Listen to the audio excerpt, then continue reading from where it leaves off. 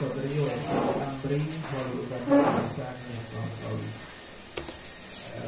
pertama-tama kita ucapkan terima kasih dulu kepada Pak Subuhi, Kadis Komunikasi dan Informatika Polda Metro.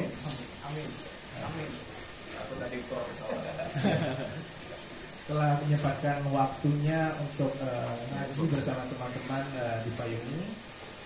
Dan terima kasih pada Pak Khairul Akbar ya, Iya.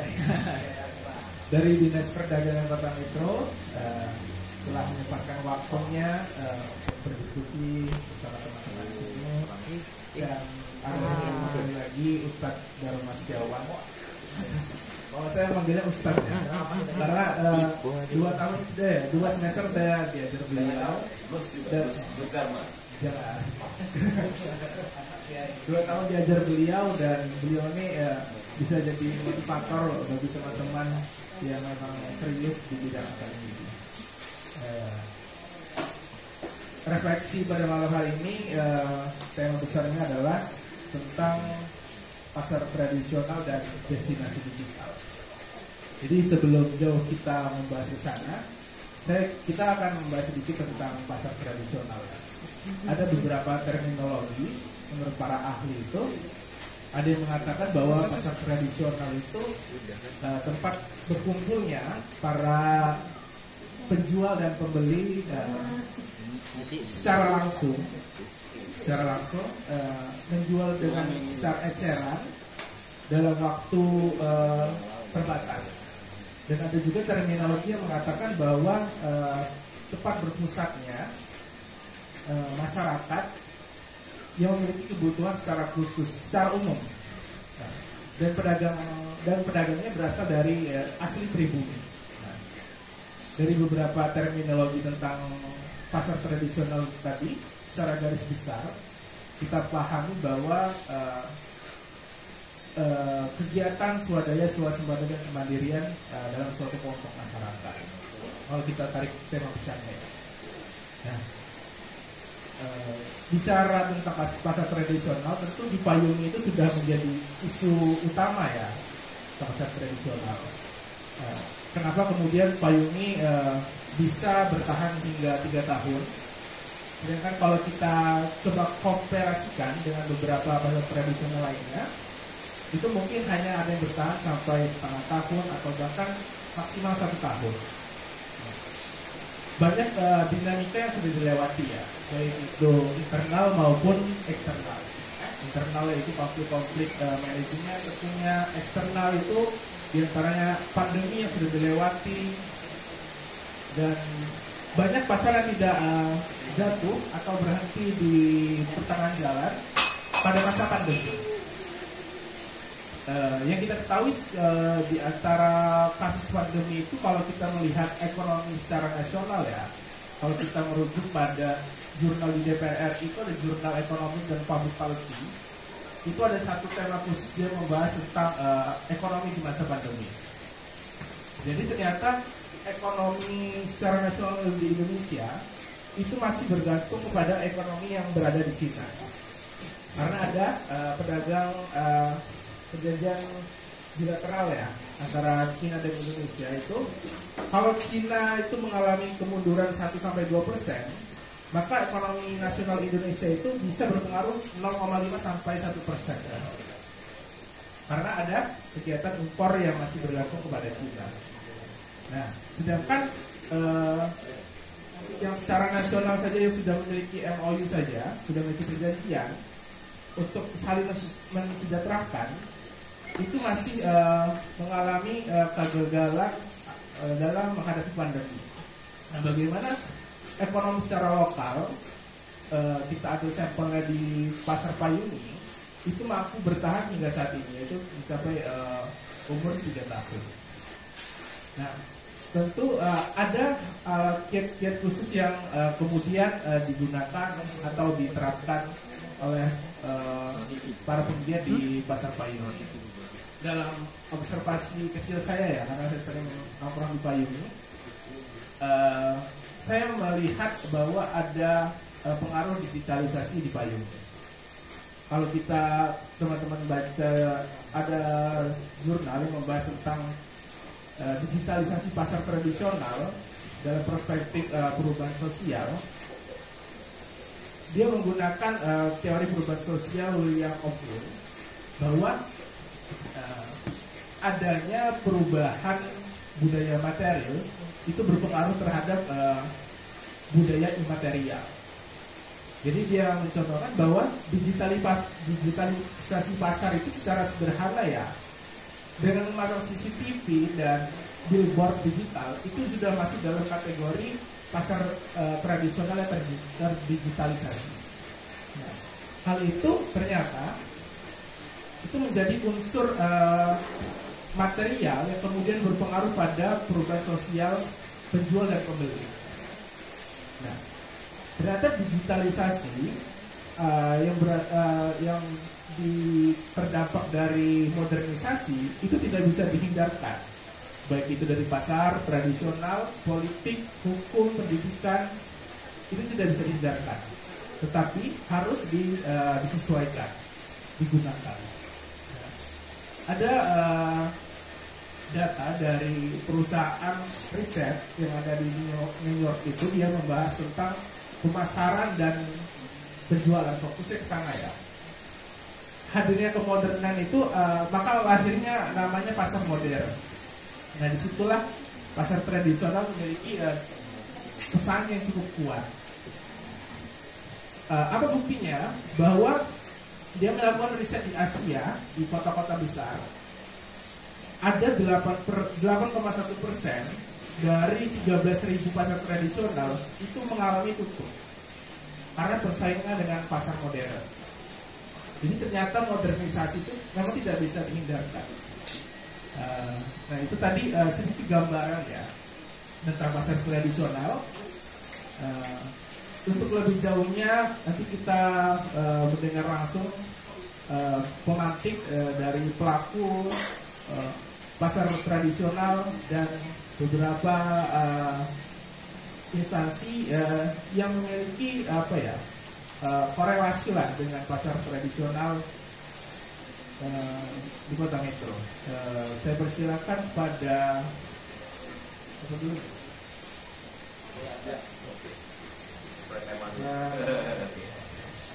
pada Bang Khairin, dipersilakan waktu dan tempat.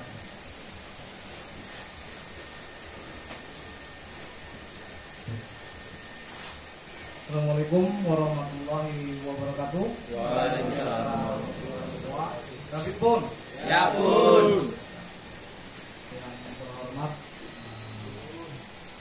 PLT Kepala Dinas Kominfo Kota Metro sekaligus Sekretaris Dinas Kominfo Kota Metro, sekaligus juga ini paman saya. Jadi kalau di keluarga saya manggilnya Ami. Ami Subhan. Yang saya hormati founder dari Payungi, Bapak Dharma, dan seluruh peserta yang hadir pada malam hari ini di aula Payungi, yang mudah-mudahan diberkahi oleh Allah Subhanahu wa Ta'ala. Sebelum membahas tentang refleksi dari pasar tradisional di tahun 2021 ini, izinkan saya untuk menggambarkan sedikit tentang Dinas Perdagangan Kota Metro. Seperti kata pepatah, tak kenal maka tak sayang. Jadi bagaimana bisa tahu, bisa kenal kalau tidak saya jelaskan terlebih dahulu Dinas Perdagangan ini apa tugasnya, struktur yang bagaimana. Jadi izinkan saya menjelaskan terlebih dahulu, memberikan gambaran tentang Dinas Perdagangan itu sendiri. Jadi Dinas Perdagangan Kota Metro adalah suatu dinas tipenya tipe C, memiliki satu pejabat struktural eselon 2, yaitu kepala dinas kami adalah Bapak Leo Utabarat. Kemudian memiliki tiga struktural eselon 3, yaitu sekretaris Bapak Sarijal, yang membawahi 2 kasubag, yaitu kasubag umum kepegawaian dan kasubag perencanaan dan keuangan. kemudian ada bidang pasar, ya itu saya sendiri yang baru saya jabat selama 1 bulan kurang lebih. Saya membawahi 3 dari kasih, yaitu yang pertama adalah kasih pendapatan. Kasih pendapatan ini memiliki tugas pendataan dari pedagang, kemudian dia juga membuat target untuk retribusi, kemudian menarik retribusi. Yang kedua saya punya kasih penataan. Penataan ini ya tentang penataan pedagang, relokasi dan sebagainya. Kemudian saya juga ada namanya kasih pembangunan, tentang peningkatan fasilitas yang ada di pasar-pasar tradisional. Kemudian ada bidang perdagangan, membawahi 3 kasih juga. Kemudian kita ada 2 UPTD pasar itu sendiri. Dan kemudian ada satu lagi adalah UPTD meteorologi. Jadi bicara pasar memang tidak bisa lepas dari Dinas Perdagangan. Karena amanah dari Perda, memang kami yang mengelola pasar tradisional. Agak sedikit berbeda dengan pasar-pasar tradisional yang ada di kota-kota lain di Indonesia. Pasar tradisional kita dikelola oleh Dinas Perdagangan itu sendiri. Sedangkan kalau di kota-kota lain, terutama kota-kota besar, dikelola oleh BUMD, perusahaan daerah. Itu bedanya, dengan kelebihan dan kekurangannya masing-masing. Sedangkan yang disebutkan oleh moderator tadi adalah pasar kreatif. Pasar kreatif ini dibentuk oleh masyarakat itu sendiri. Ada beberapa yang memang dibentuk oleh bantuan pemerintah lewat pemberdayaan masyarakat. Jadi agak sedikit berbeda dan dibedakan antara pasar tradisional yang dikelola oleh Dinas Perdagangan dengan pasar kreatif yang memang ada yang murni didirikan oleh masyarakat itu sendiri, ada juga yang memang melalui pemerintah diberdayakan untuk membuat pasar atau kampung kreatif itu sendiri. Kemudian kita masuk ke dasar hukum.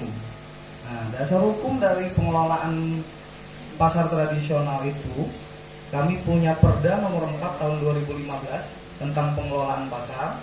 Kemudian kita juga ada Perda nomor 4 juga tahun 2018 tentang retribusi pelayanan pasar.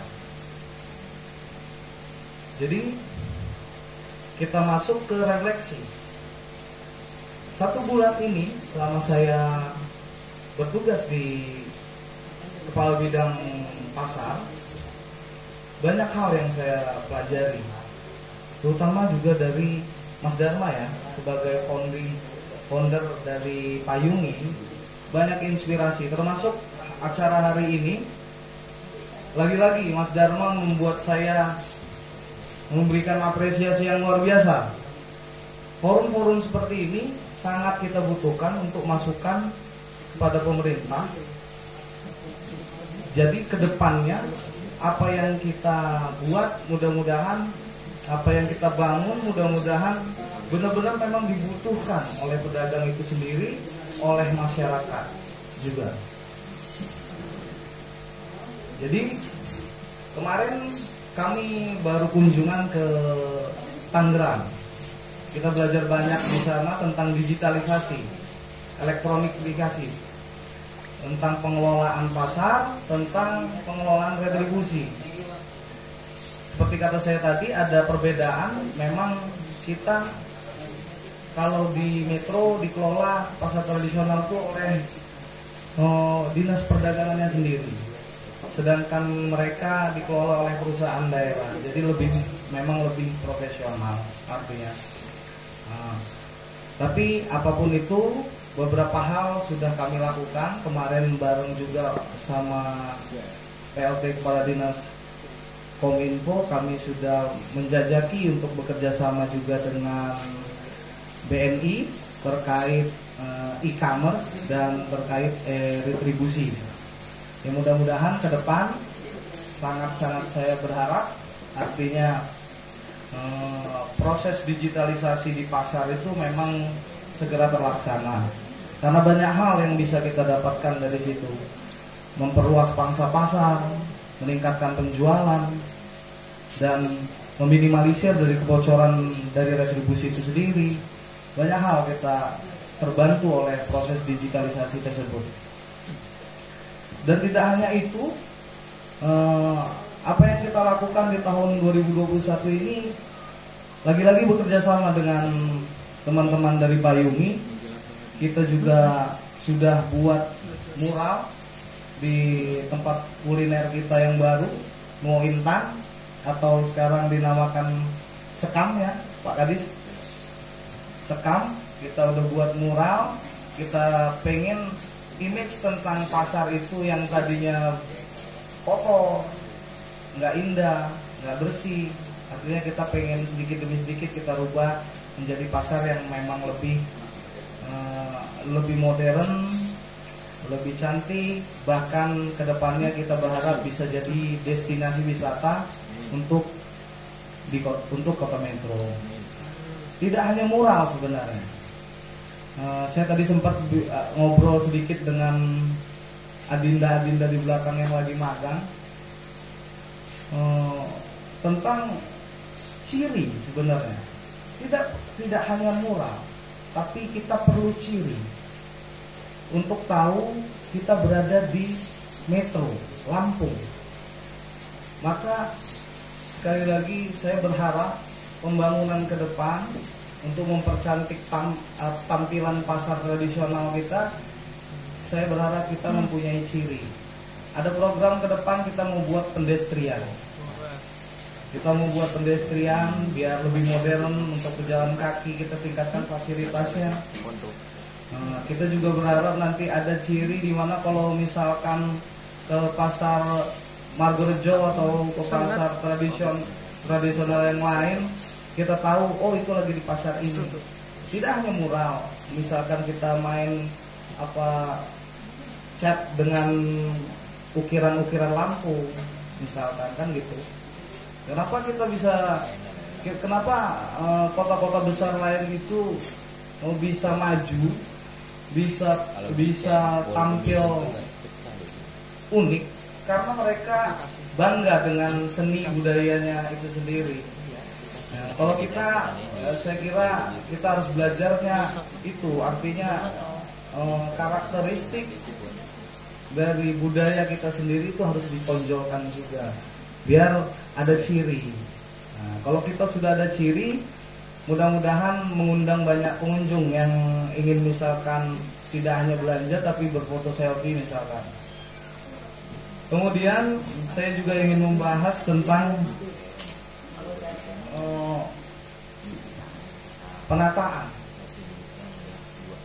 penataan pedagang kaki lima. Penataan pedagang kaki lima ini memang dari tahun ke tahun merupakan PR bagi kami, karena di satu sisi mereka adalah penunjang dari PAD, satu sisi beberapa pedagang mungkin tidak mengindahkan aturan untuk tidak membuat bangunan permanen, membuat artinya mengganggu lalu lintas. Dan kita sudah rapatkan bersama dengan kepala dinas, kedepannya kita mau buat pendekatan yang berbeda. Kita mau buat artinya penataan itu tidak dilakukan dalam sekali waktu, tapi beberapa kali continue, sehingga mungkin bisa menyadarkan atau meningkatkan kesadaran dari pedagang kaki lima itu sendiri agar selalu menjaga ketertiban umum, kebersihan dan keindahan. Kemudian yang terakhir, kami sangat-sangat berharap dari anak-anak muda terutama ya Mas, anak-anak muda bisa menyumbangkan aspirasinya, pemikirannya tentang tentang ciri tadi, tentang apa yang bisa membuat pasar tradisional kita bisa tampil lebih baik lagi, bisa kedepannya menjadi tujuan wisata. Artinya jadi kalau datang ke Metro pengen main ke pasar Cendrawasih misalkan. Kalau sekarang kan kita lihat pasar Cendrawasih masih belum rapi. Memang saya akui itu adalah PR kami. Tapi mudah-mudahan ke depan dengan kerjasama seluruh pihak, saya sangat berharap kita bisa memperbaiki satu persatu. Karena ini bukan buat candi dalam semalam. Kita berhubungan dengan masyarakat, kita berhubungan dengan orang. Dan bicara pasar bukan bicara pedagang saja, tapi bicara pemerintah juga, bicara juga masyarakat. Jadi saya berharap ke depan kita saling sumbang saran, sumbang pikiran, kerjasama untuk pengelolaan pasar tradisional yang lebih baik lagi. Saya pikir itu yang ingin saya sampaikan pada kesempatan kali ini. Semua kekurangan hanya milik saya dan semua kelebihan hanya milik Allah. Allahul muwaffiq ila aqwamit thoriq. Wassalamualaikum warahmatullahi wabarakatuh. Basis pada Bang Khairin Akbar ya. Jadi kalau kita tarik garis besarnya bahwa Dinas Perdagangan ini masih proses untuk melakukan diferensiasi ya, dengan pembaruan lah, biar lebih kekinian dan kedisinian. Nah, saya jadi teringat bukunya James Koparako, itu dia bicara tentang ekonomi politik. Jadi bahwa di situ ada percakapan antara tokoh utama dengan Raja Lilliput di Athena. Dia berbicara bahwa untuk menciptakan pemerintahan yang baik di negaranya, negaranya butuh beribu tulisan untuk menciptakan seni pemerintahan yang baik. Lalu Raja Lilliput dia berkata, di negara saya itu tidak perlu banyak tulisan buku untuk menciptakan negara yang ideal, pemerintahan yang ideal. Jadi kalau banyak tadi ada undang-undang yang mengatur, perda segala macam, sanksi, dapat kita pahami bahwa ya karena sumber daya manusia di kota ini terkhususnya, berarti secara ilmu pengetahuan bisa dinilai kurang baik ya, karena banyak aturan-aturan yang diciptakan untuk mengatur itu ya, mengatur seluruh kegiatan masyarakat. Nah, langsung saja kita ke pemantik kedua dari PLT Dinas Kominfo. Pada Bang Subuhi dipersilakan waktu dan tempatnya.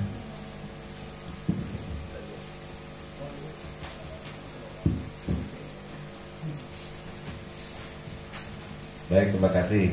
Assalamualaikum warahmatullahi wabarakatuh. Ya, terhormat yang kami hormati saudara moderator Mas Agus ya.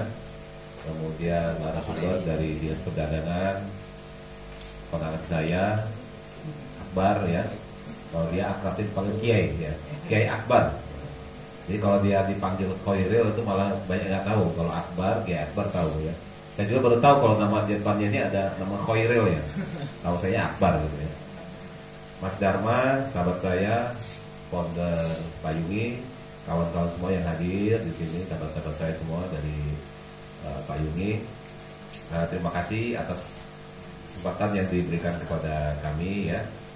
Saya dari Dinas Kominfo ya, di sini dimintakan untuk ya menyampaikan materi ya tentang destinasi digital ya. Wah, agak keren judulnya ini ya. Nah, jadi kawan-kawan semua, ya ini kita bicara destinasi digital mungkin sudah banyak yang kawan-kawan. Saya yakin kawan-kawan yang depan saya ini kaum milenial semua, generasi X, Y, Z. Kalau kita generasi ABC di depan ini ya, artinya generasi-generasi yang mudanya lah yang lebih paham tentang destinasi digital itu seperti apa. Jadi baik, nggak apa-apa kita nanti sharing ya tentang destinasi digital ini. seperti apa juga mungkin prospeknya di kota metro ini. Jadi kalau kita bicara destinasi digital, tentunya itu ya destinasi yang dibuat dengan memanfaatkan teknologi digital ya. Yang ini dipromosikan melalui media sosial. Ya kan seperti itu gampang ya. Jadi kalau dulu kita bicara pariwisata itu pariwisata tuh yang ngerjakan tuh orang-orang yang tua-tua lah kira-kira seperti ya. Orang-orang tua-tua, orang-orang senior-senior, dan itu ada intervensi pemerintah yang begitu kuat ya untuk membuat suatu tempat pariwisata atau destinasi wisata. Nah, jadi sejak kita memasuki era digitalisasi ya, era globalisasi sekarang ini, maka itu secara perlahan itu bergeser. Jadi suatu destinasi ini justru sekarang ini yang berkembang adalah destinasi yang dibuat karena ada promosi wisata melalui teknologi digital ya. Nah, jadi ini memang salah satu kreativitas ya. Di situ memang muncul kreativitas. Memang itu yang diunggulkan adalah bagaimana menciptakan kreativitas itu untuk menciptakan sesuatu yang baru ya. Jadi salah satu contoh, mungkin kita nggak usah jauh-jauh kita bicara di Jawa, mungkin ada karetan, pasar karetan, kemudian ada di Jogja ada kaki langit ya. Di sini aja lah kita contoh yang paling real ya di metro, yaitu salah satu adalah Cipayung. Ini adalah salah satu destinasi digital yang ada di kota metro ya. Ini cukup membanggakan bagi warga kota metro yang memang ini dimunculkan oleh para penggerak anak-anak muda milenial ya. Jadi kita mungkin kalau kita metro ini kan potensi kota metro kalau dari sisi sumber daya alam ya sangat-sangat minim ya, bukan tidak ada tapi sangat minim. Kita kalau kita bicara masalah sumber daya alam ya, salah satunya mungkin kita punya kawasan Damraman ya, kemudian kawasan Capit Urang itu ya, artinya masuk kawasan Damraman juga, kemudian mungkin di Sumbersari Bantul ya, bumi perkemahan Sumbersari Bantul. Mungkin itulah salah satu mungkin yang kita punya kalau dari sisi sumber daya alam. Tapi tentunya kalau kita mengandalkan pengembangan pariwisata ya dengan hanya mengandalkan dari sisi sumber daya alam, mungkin tidak bisa maksimal ya. Karena itu kita memang harus punya kreativitas terobosan ya, menciptakan destinasi yang memang harus diciptakan. Karena kalau kita bicara destinasi digital itu paling tiga yang kita harus bisa kita kembangkan. Pertama, destinasi digital yang berbasis alam ya, itu yang sudah saya sampaikan. Berbasis alam berarti itu harus ada alam yang memang bisa kita jual ya. Kalau di metro kita sudah tahu kapasitasnya, potensinya mungkin sangat kurang apabila dibandingkan dengan daerah-daerah lain seperti Bandung, mungkin ya Bandar Lampung, Sawaran ya. Karena memang situ alam mereka sudah punya yang memang layak untuk bisa di branding, dijual, dipromosikan ya, untuk menjadi destinasi wisata. Nah, kemudian ada destinasi digital yang berbasis dengan kebudayaan, heritage, seni budaya ya. Artinya itu juga sebenarnya metro juga punya ya. Metro ya kita punya namanya cagar budaya. Cagar budaya itu juga salah satu destinasi digital yang bisa kita kembangkan. Nah, terakhir adalah destinasi digital yang berbasis buatan. Ya inilah salah satu yang kita ciptakan, ada yang ada di payung ini. Nah, ini yang di situ mungkin dibuat ya dengan cara membuat branding yang mungkin secara masif. Dia ada mural-mural di situ, ada berbagai kreativitas dimunculkan di situ. Itulah yang mungkin yang ada di payung ini seperti itu. Nah, jadi kawan-kawan semua, jadi itulah beberapa destinasi digital yang mungkin itu bisa menjadi potensi bisa kita kembangkan khususnya di kota metro ini. Nah, kenapa memang kita sangat concern untuk pengembangan itu? Karena memang saat ini ya, untuk kita bicara masalah pendapatan negara, pendapatan daerah ya, kalau kita hanya mengandalkan dari sektor sumber daya alam, tentunya itu sangat terbatas. Apalagi kota metro kalau kita bicara sumber daya alam, hutan, tambang, kita kan nggak punya ya. Ya, tentunya makanya yang sangat penting ada bagaimana kita menciptakan pendapatan daerah, pendapatan negara ya melalui sektor yang lain, yaitu yang paling penting adalah sektor ekonomi kreatif ya. Jadi itu menjadi saat ini adalah jadi core-nya ekonomi. Jadi itu pengembangan ekonomi kreatif ya. Ya, artinya pengembangan destinasi digital itu menjadi saat ini adalah sebagai core-nya ekonomi ya. Yang memang kalau secara pendapatan ya, kalau kita pendapatan negara itu menjadi termasuk salah satu sumber devisa negara yang sangat besar, yang sangat penting ya. Karena memang kalau kita bicara kreativitas tentunya itu tidak terbatas dan tidak akan habis ya. Itu salah satu potensi yang tidak akan pernah habis namanya kreativitas. Tapi kalau sumber daya alam dia suatu saat pasti habis. Kita punya minyak bumi habis lama-lama. Kita punya batu bara lama-lama habis.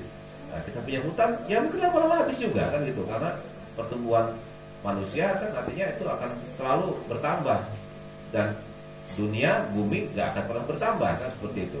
Jadi pasti saatnya pasti lama-lama itu akan berkurang. Tapi kalau kreativitas itu nggak akan pernah berkurang, bahkan itu bisa tanpa batas. Nah seperti itu. Nah inilah pentingnya kita mungkin pengembangan untuk yang akan datang itu harus lebih concern untuk pengembangan ekonomi kreatif ya, dengan pengembangan destinasi digital ini.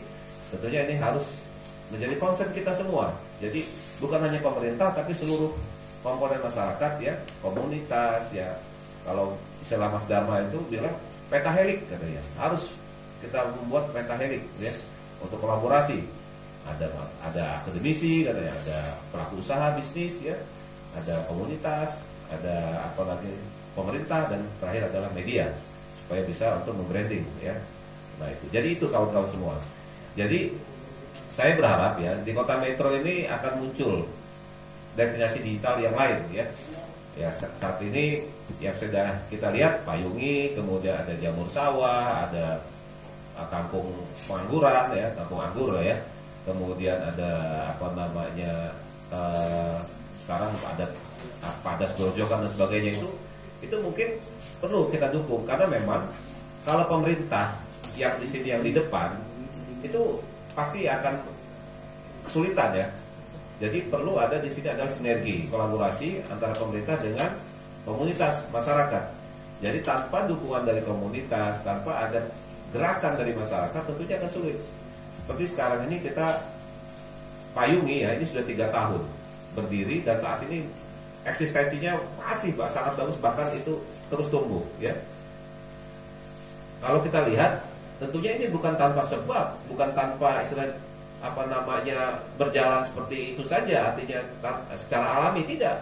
Tapi itu memang ada gerakan-gerakan masyarakat melalui komunitas yang memang itu benar-benar secara militan ya untuk menggerakkan kegiatan di Payungi ini. Jadi memang itu hal yang penting. Nah pemerintah di mana posisinya? Posisi pemerintah tentunya memberikan dukungan ya, baik itu regulasi maupun memberikan bantuan-bantuan bersifat infrastruktur ya, seperti itu. Jadi sekarang ini memang harus kita balik ya. Jadi kalau dulu mungkin banyak pemerintah yang intervensi, kalau sekarang kita balik, pemerintah hanya sifatnya untuk mendukung ya, memberikan fasilitasi dan sebagainya. Jadi itu yang memang kita butuhkan supaya memang gerakan itu bisa bertahan lama ya, bahkan bisa terus tumbuh dan tumbuh. Jadi artinya di sini pemerintah melalui Dinas Kominfo khususnya kalau kaitan dengan destinasi digital, kami tentunya siap memberikan dukungan kepada kawan-kawan semua ya, untuk bisa kita sama-sama sinergi, untuk sama-sama kita kolaborasi, bagaimana kita mengembangkan ya destinasi digital yang ada di kota metro ini bisa terus eksis ya. Karena memang kalau kita bicara metro ya, kalau kita hanya mengandalkan dari masyarakat metro untuk kita menjual ekonomi kreatif yang ada di kota metro, tentunya ini nggak akan mungkin bisa bertahan lama ya. Orang metro mungkin lama-lama kalau umpamanya hanya mengandalkan orang metro, ya lama-lama mungkin mereka ya katakanlah bosan gitu ya, karena sudah pernah gitu kan. Tapi kalau kita bicara itu skupnya lebih luas lagi ya, lebih luas lagi bukan hanya kota metro, tentunya ini kan tidak akan terbatas ya. Apalagi kita sekarang ini kita ada potensi ya, potensi untuk masuk metro itu lebih luas lagi, sudah punya tol ya, tol Trans Sumatera itu orang dari mana aja mau masuk metro mudah kan gitu kan. Nah, jadi orang Palembang, orang dari mana-mana ya, orang dari jauh yang melalui tol itu, dari bahkan dari Lampung Selatan segala macam mau ke metro itu terasa dekat ya. Bayangkan dari Bakauheni ke metro itu hanya 1 jam, ya kan? Hanya 1 jam. Artinya bisa untuk kita melaju untuk pulang pergi itu ya nggak membutuhkan atau membuang waktu yang lama ya. Artinya ini salah satu potensi ya. Ada salah satu mungkin ini katakanlah ya hal yang mungkin bisa ikut membantu ya untuk mendukung kota metro ini untuk bisa lebih banyak dikunjungi oleh masyarakat yang dari luar kota metro. Artinya ini salah satu kawan-kawan semua, ini satu hal yang memang bisa menjadi peluang bagi kita ya untuk itu memanfaatkan peluang ini. Jadi saya sekali lagi di sini kami sangat mengharapkan sekali kerjasama dari kita semua ya untuk bisa sama-sama lah. Jadi kota metro ini kita buat menjadi kota yang memang kota kreatif ya, kreatif dengan banyak hal ya. Artinya dalam arti kita punya 22 kelurahan itu, ya mari kita buat masing-masing kelurahan itu dengan keunikan masing-masing. Bisa kita ciptakan kelurahan-kelurahan itu menjadi kelurahan yang punya potensi masing-masing ya, sesuai dengan potensi yang ada di kelurahan itu yang bisa kita kembangkan ya. Nah itu ada 22 kelurahan itu saya yakin mereka tuh punya semua potensinya ya, dan itu tentunya sesuai dengan kultur masyarakat ya, sesuai dengan apa yang ada di situ sebenarnya bisa kita jual ya. Cuma memang kadang-kadang hal yang memang menjadi kekurangan kita tentunya di situ mungkin masalah informasinya, brandingnya itu memang masih kurang ya. Nah saat ini juga kita sedang ada diskusi-diskusi tentang branding city juga. Nah itu dengan harapan kita dengan pada saatnya nanti sudah terwujud atau sudah terbentuk branding kota metro itu tentunya ini salah satu juga yang memang nanti bisa kita kita jadikan itu peluang untuk pengembangan pariwisata yang ada di kota metro ini ya.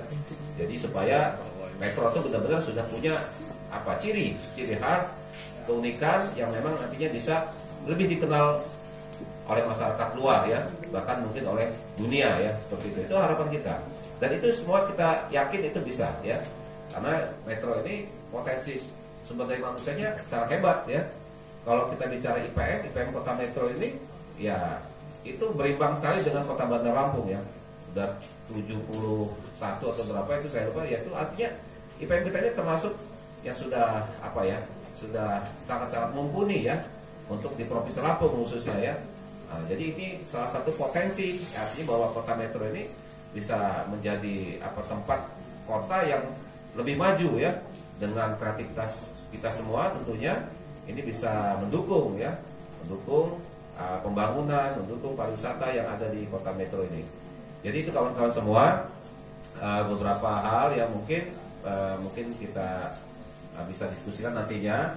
Jadi intinya kami sekali lagi berharap dukungan dari kawan-kawan semua, dari seluruh masyarakat, dari komunitas untuk bisa mari sama-sama kita wujudkan destinasi digital yang ada di kota metro ini untuk lebih bagus lagi ya, lebih masif lagi, supaya kota metro ini benar-benar bisa menjadi kota yang kita banggakan, yang bisa diunggulkan, bisa kita promosikan untuk seluruh masyarakat yang ada di luar kota metro. Itu saja yang dapat saya sampaikan. Assalamualaikum warahmatullahi wabarakatuh. Waalaikumsalam warahmatullahi wabarakatuh. Oke, terima kasih kepada Bang Subuhi sebagai pemantiknya tadi mengenai destinasi digital ya. Kalau dari Kominfo ada dua garis besar yang kita bisa ingat bahwa Kominfo siap memberi support baik itu dari sisi regulasi maupun support infrastruktur terkait pasar tradisional dan destinasi digital. Selanjutnya kita ke pemantik terakhir pada Ustadz Dharma, dipersilakan waktu dan tempatnya.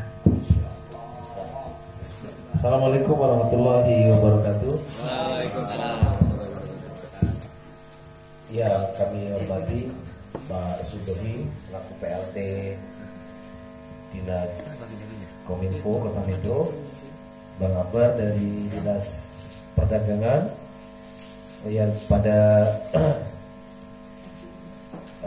Mas Agus Alimudin selaku moderator dan kawan-kawan yang hadir dalam suasana hujan pada malam hari ini. Kita bicara terkait dengan pasar tradisional dan destinasi digital. Sebelum kita bicara pasar tradisional, saya ingin mengklasifikasikan apa yang membedakan tentang pasar kreatif, pasar tradisional, dengan kemudian nanti masuk ke persoalan destinasi digital. Kita fokus ke Metro, bahwa di Metro ini ada 5 dan sekarang sedang tumbuh. Pada Skrojok sedang tumbuh juga ada Pak Rete, tapi saya nggak tahu apakah sudah jalan atau belum, tapi mereka mention saya terus di medsos. Kemudian ada Kuping Ganas di depan rumah sakit Mardiwaluyo, itu juga mereka sudah mention juga. Tapi kita melihat dari 5 hal yang coba saya paparkan di sini. Ini ada yang hidup, ada yang hidup segan mati tak mau dan sebagainya. Saya kira pasar kreatif ini muncul bukan karena ada fasilitas, tapi ada kemauan dari warga bergotong royong. Dari mulai Pak Yungi, Pak Tejo, Pak Rukmas, Jamur Sawah dan Satelit. Ini perlu kita apresiasi bahwa di Metro itu menjadi pelopor. Jadi di kabupaten kota yang lain, di kabupaten yang lain, pasar kreatif Metro itu menjadi pelopor. Bahkan di Lampung kita menjadi mentor-mentor dari pasar-pasar yang berkembang di kabupaten lain. Lalu kita masuk, bagaimana jika pasar kuliner ini masuk di pariwisata?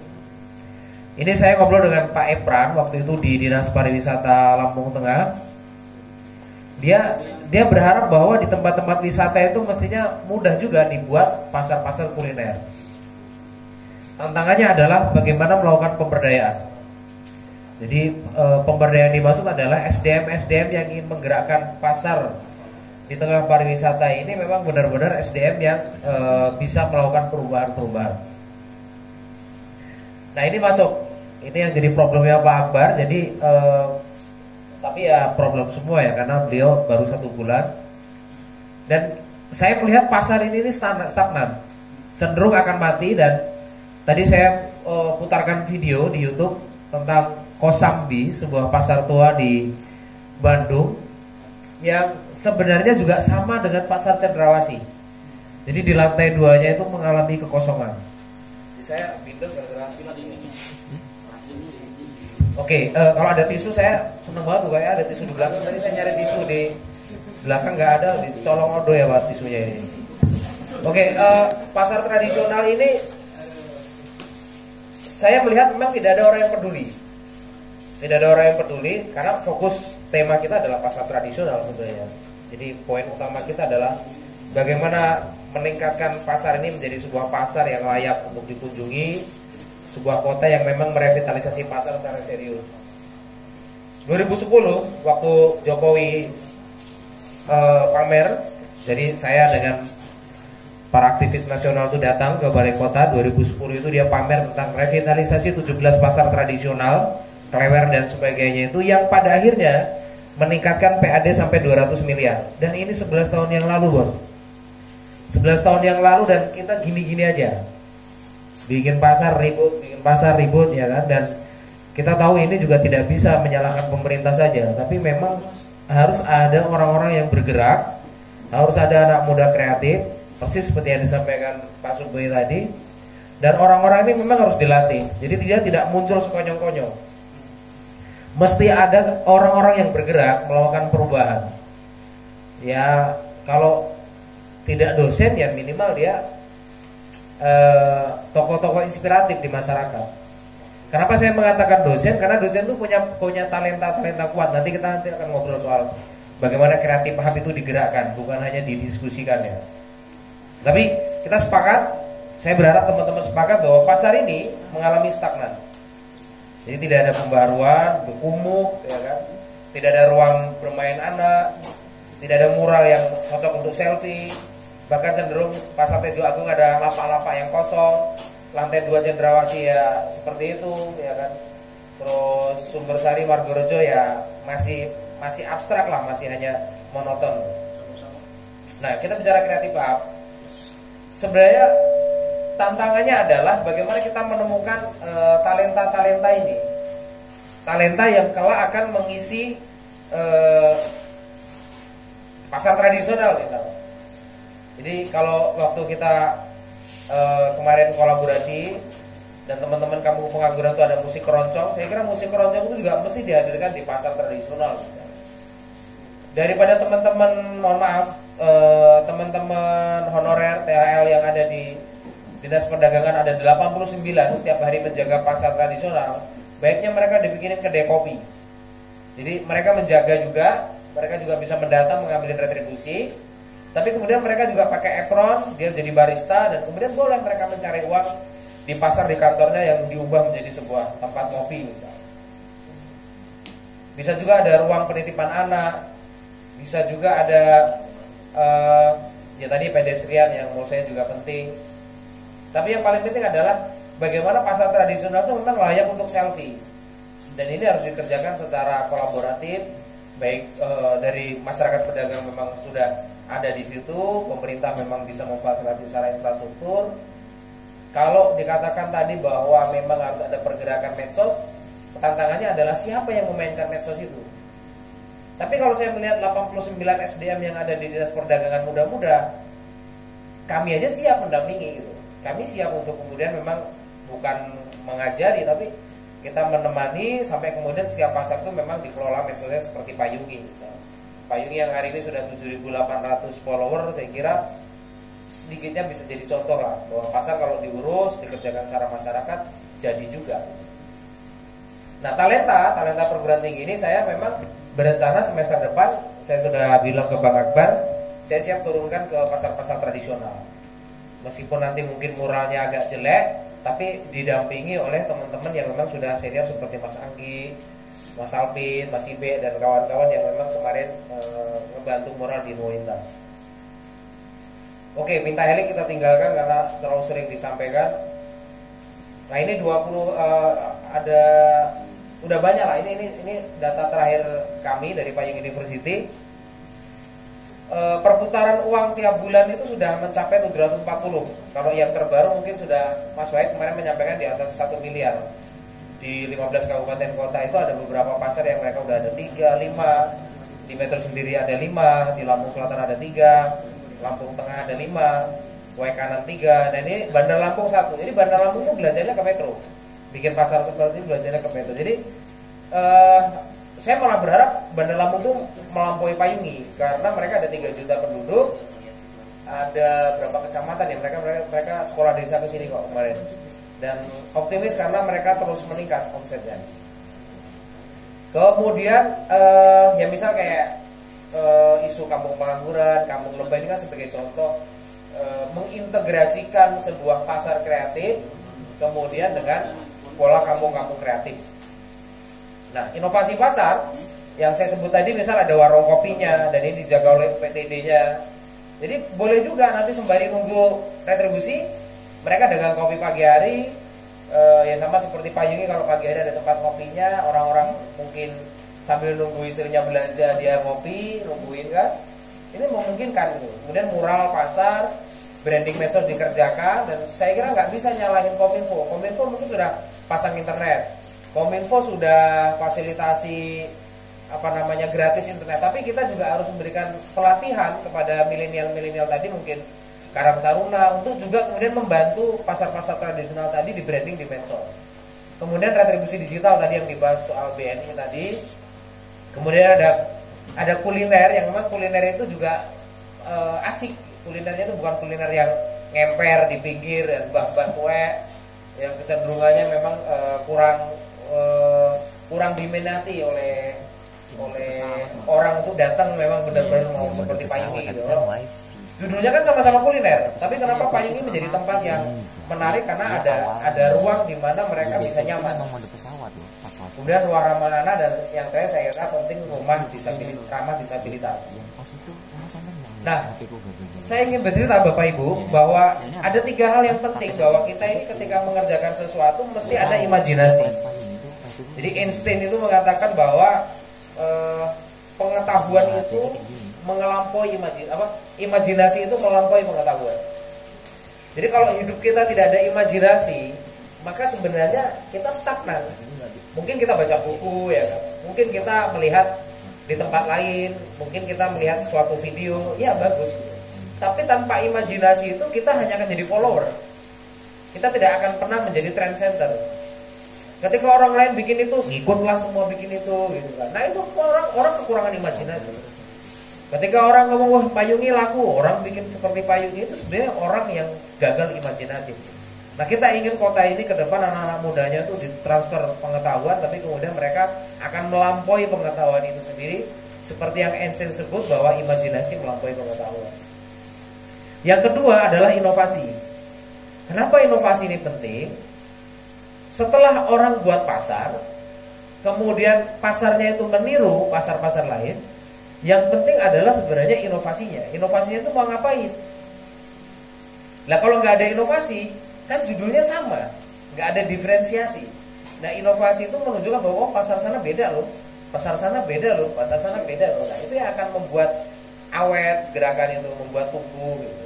Dan saya kira Payungi juga terus belajar ke sana. Selain punya imajinasi, kemudian Payungi terus melakukan inovasi. Ada pelukis, ada kria itu masuk ke bikin batok kelapa, kemudian ada plakat, kemudian teman-teman melukis di sini, kemudian kita juga ngembangin kedai kopi seperti ini. Terakhir kita bicara destinasi. Jadi setelah imajinasi, setelah kemudian orang melakukan inovasi, harapan besarnya kemudian akan terjadi destinasi. Apapun itu, baik pariwisata alam, pasar tradisional kah, pasar kreatif kah, dan lain sebagainya. Nah, Bapak Ibu sekalian, saya ingin memutarkan film yang sebenarnya cukup 22 detik aja. Ini pasar Kosambi yang sebenarnya sama seperti pasar Cendrawasih, tapi kemudian anak-anak mudanya tuh kreatif yang tadi diwawancara sama Menteri Teten tadi namanya Robi tadi. Dan ini mengubah menjadi tempat nongkrong malam hari di lantai 3 atau lantai 2 lupa saya. Tapi ini menunjukkan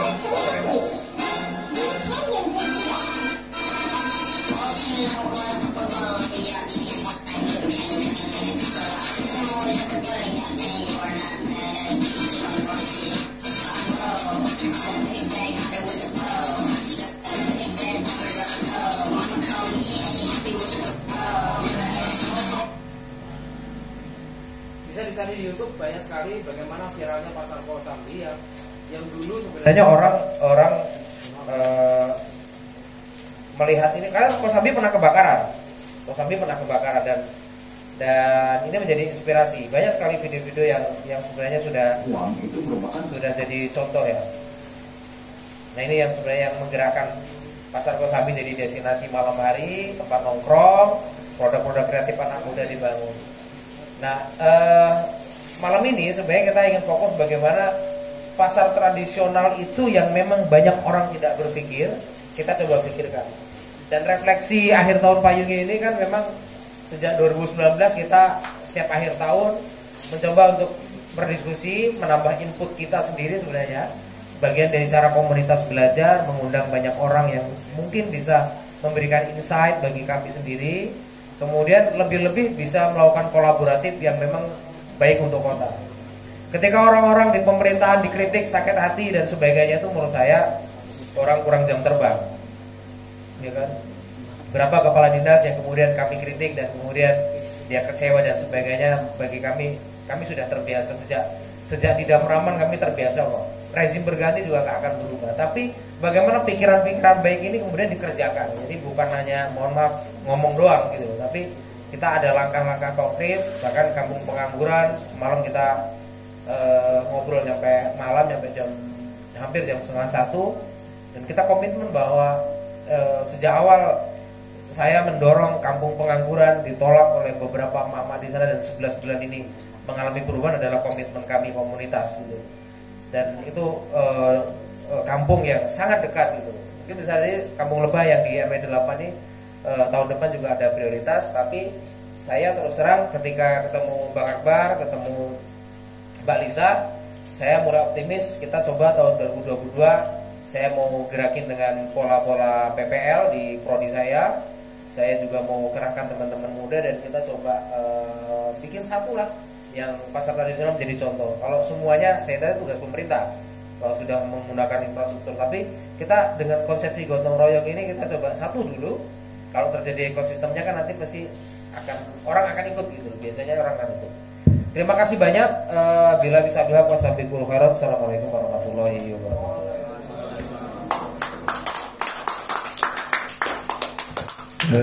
Terima kasih pada Ustadz Dharma atas penyampaian materinya. Saya rasa nggak bisa ditarik garis besar ya. Inilah yang saya suka dari Ustadz Dharma, itu beda dengan dosen lainnya. Kalau dosen lain itu banyak improve-nya dulu, nanti intinya itu sedikit. Itu kalau Ustadz Dharma ini dari awal sampai akhir daging semua isinya. Itu tadi pemantik dari tiga narasumber depan. Kepada teman-teman audien, apabila ingin bertanya atau menanggapi, kami persilakan. Oke, Bung Odoy. Assalamualaikum warahmatullahi wabarakatuh.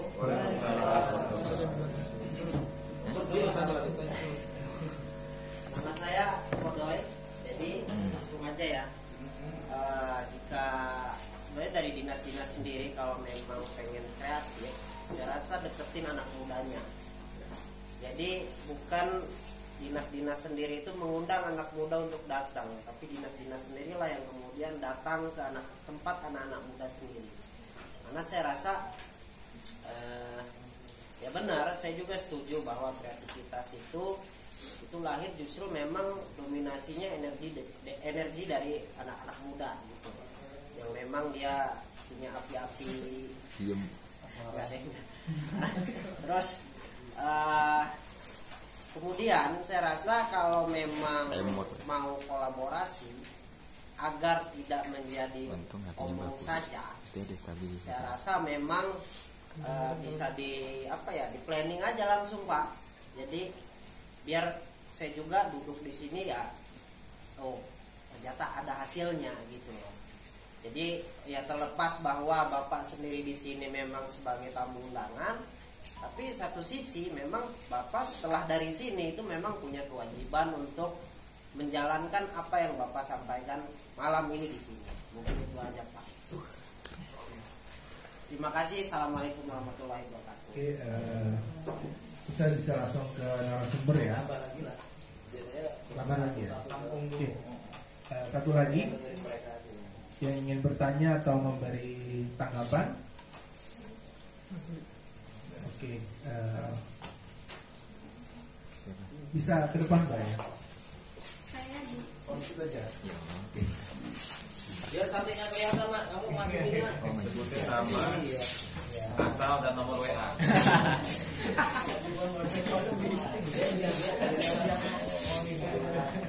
Assalamualaikum warahmatullahi wabarakatuh. Nama saya Ina Indonesia. Kebetulan Indonesia juga sekarang lagi main. Saya dari Politeknik Negeri Lampung, jurusan Perjalanan Wisata. Nah, sebelum bertanya saya mau sedikit bercerita Pak. Jadi asal saya kan dari pesisir barat. Nah, di pesisir barat itu ada tradisi yang menurut saya itu menarik. Itu tradisi Ngumbai Lawo namanya. Saya pernah jadikan itu sebagai tugas karya ilmiah saya. Nah, Ngumbai Lawo itu seperti tradisi, artinya itu mencuci laut. Jadi bisa dibilang tuh kayak ucapan rasa syukur masyarakat kepada laut karena sudah memberikan ya ikan gitu Pak. Jawa ruwat lah ya. Ya gitu. Nah, tapi sekarang tradisi itu udah nggak dilakukan lagi. Padahal kalau menurut saya kalau dari tradisi itu bisa dijadikan daya tarik dan jadi wisata budaya gitu. Nah, terus kan di pesisir Balaju kan ada Labuan Jukung. Labuan Jukung kan terkenal udah sampai luar negeri gitu, udah go internasional. Berarti wisatawan yang berkunjung pun udah dari luar negeri gitu. Nah, yang ingin saya tanyakan, bagaimana caranya untuk saya itu mengajak berkolaborasi dengan masyarakat untuk mengadakan tradisi tersebut gitu Pak. Karena menurut saya tradisi itu unik gitu Pak, dan bisa menarik wisatawan. Jadi di sana nggak cuma tentang lautnya aja, nggak tentang ombaknya aja, tapi ada gitu tentang daya tarik lainnya gitu Pak. Terima kasih. Wassalamualaikum warahmatullahi wabarakatuh. Waalaikumsalam warahmatullahi wabarakatuh. Cukup ya, bisa ditanggapi dulu mungkin dari setiap pemantik ya, Bang Wan.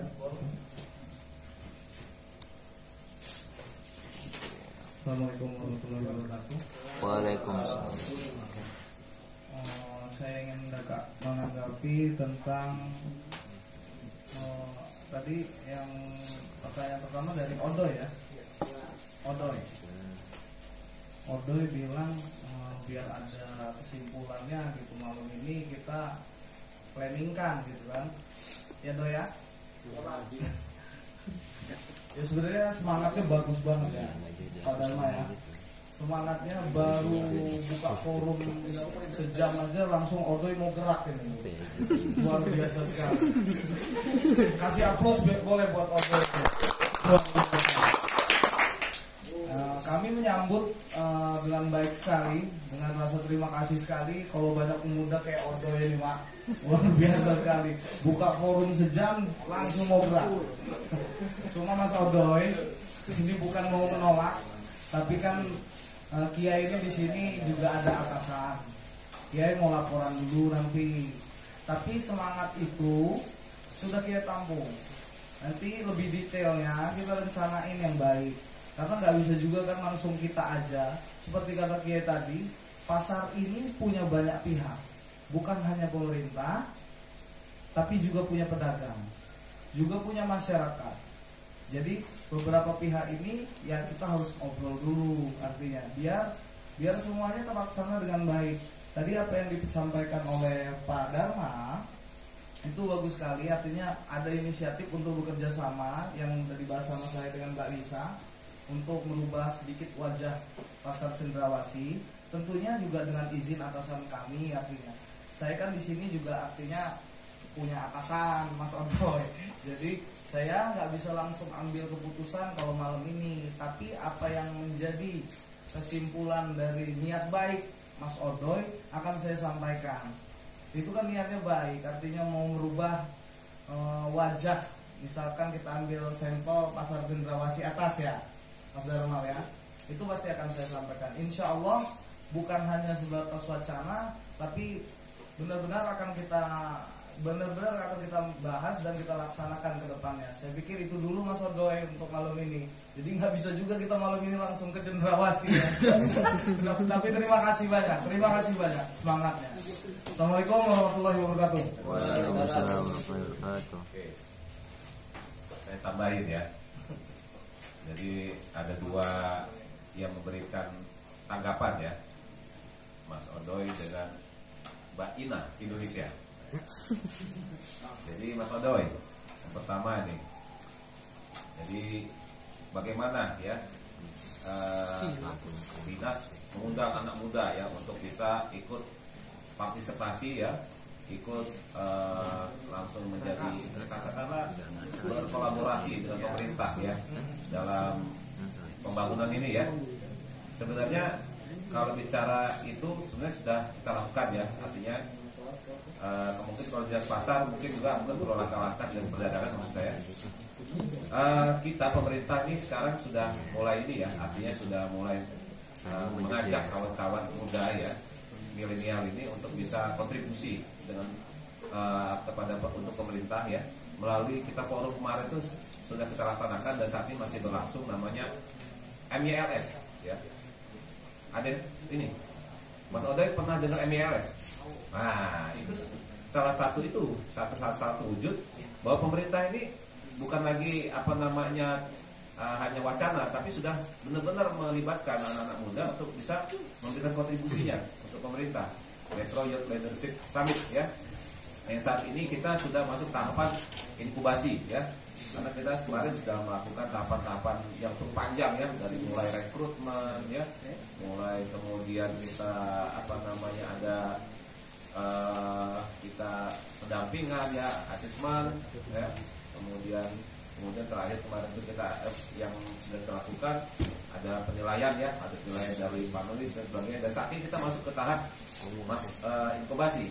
Harapannya setelah masa inkubasi ini kawan-kawan yang kemarin sudah memberikan ide-idenya, inovasinya yang sudah ditawarkan ke pemerintah ya, itu bisa diwujudkan ya, langsung diimplementasikan kepada masyarakat. Ada banyak. Kemarin kita dapat 8 kelompok ya. 8 kelompok dan itu ada 8 inovasi yang dibuat. Jadi itu maksudnya, jadi kita pemerintah sebenarnya sudah artinya sudah melakukan aksi nyata ya dalam rangka pelibatan anak-anak muda ini untuk memberikan kontribusinya, memberikan sumbang pikirannya ya kepada pemerintah ya. Dan ke depan ini tentu harus kita terus laksanakan ya. Jadi kalau ini kan kegiatan yang positif, sangat-sangat ya bagus lah ya. Karena ini mungkin satu-satunya di Lampung ya baru kita yang melakukan ini. Bahkan kemarin saya baca di media Jakarta itu baru mau mengadakan ya. Tapi mereka luar biasa tuh, dananya besar banget itu ya. Untuk membuat itu sampai 2,7 miliar itu mereka adakan itu tapi sama intinya itu adalah untuk mendorong anak-anak muda untuk bisa membuat inovasi lah ya. Jadi memberikan ruang kepada mereka memberikan inovasi. Jadi sekali lagi itu memang punya harapan atau memang punya kans yang peluang yang sangat besar ya. Anak muda bisa ikut serta dalam pembangunan. Apalagi kita Metro sekali lagi kita punya Indeks Pembangunan Manusia IPM. Dan saat ini kita memang sangat besar dan tertinggi ya di Lampung ya. Jadi kita bisa ngalahin Bandar Lampung 77,19 ya, 77,19 IPM yang ada di kota Metro ini. Harapannya nanti di 2022 kita bisa meningkatkan dari 78. Jadi IPM itu ada unsur-unsurnya, ada angka tingkat pendidikannya, angka kemudian untuk kesehatannya, kemudian untuk harapan hidupnya segala macam. Jadi itu memang yang di kota Metro itu cukup besar ya. Jadi sehingga ini potensi ya, dan IPM yang besar ini tentunya kita bisa menjadikan kota Metro ini sebagai kota yang bisa punya peluang untuk bisa lebih maju, bisa dikembangkan. Nah, seperti itu. Kemudian Mbak Ina cerita tentang pesisir barat di daerahnya ya, tempat tinggalnya itu ada wisata, memang banyak ya di sana, ada wisata alam dengan pantainya yang cukup bagus ya untuk ya bahkan sudah terkenal sampai ke internasional ya untuk selancar ya, bahasanya apa itu, surfing diving itu. Diving menyelam ya, surfing selancar. Nah itu, jadi selain itu nyata di sana ada wisata budayanya ya. Apa namanya tadi itu? Membaik laut. Apa itu? Mencuci laut ya. Kalau bahasa di Jawa mungkin ruat atau selamatan laut ya, seperti itu. Artinya memang itu sebenarnya bisa menjadi salah satu destinasi wisata, tapi karena saat ini katanya itu sudah mulai hilang ya kebiasaan itu. Bagaimana cara mengaktifkan kembali, bagaimana itu bisa dijadikan wisata? Ya tentunya ini nggak bisa kerja sendirian ya. Jadi itu harus ada kerjasama. Ya tadi harus ada kerjasama di situ, pemerintah, masyarakat, dunia usaha, kemudian mungkin komunitas yang ada tentunya ya. Jadi mungkin kalau hal itu bisa belajar dari Mas Dharma lah. Nanti mungkin bisa panggil Mas Dharma di sana untuk bisa ngasih kuliah singkat lah. Nah gitu ya. Jadi itu bisa itu nanti jadi untuk sharing ya, pengalaman yang ada di kota Metro bisa mungkin diterapkan di pesisir barat. Saya pikir ya tentunya itu harus ada kolaborasi ya. Kalau sekarang ini kita nggak bisa berjalan tuh sendirian ya, harus kolaborasi. Sekarang eranya era kolaborasi, jadi bekerja bersama-sama. Kalau dulu hanya pemerintah secara top down itu melakukan program, ya, kemudian dipaksakan ke bawah. Nah sekarang nggak bisa lagi. Jadi sekarang ini harus lebih ada kerjasama, bottom up, ada kolaborasi ya pemerintah, masyarakat, dunia usaha dan sebagainya itu harus terlibat dalam mewujudkan program yang ada di pemerintahan ini. Jadi tidak bisa pemerintah sendirian. Itu saja mungkin yang bisa saya tambahkan, saya tanggapi. Selanjutnya mungkin dari Mas Damar, langsung ya.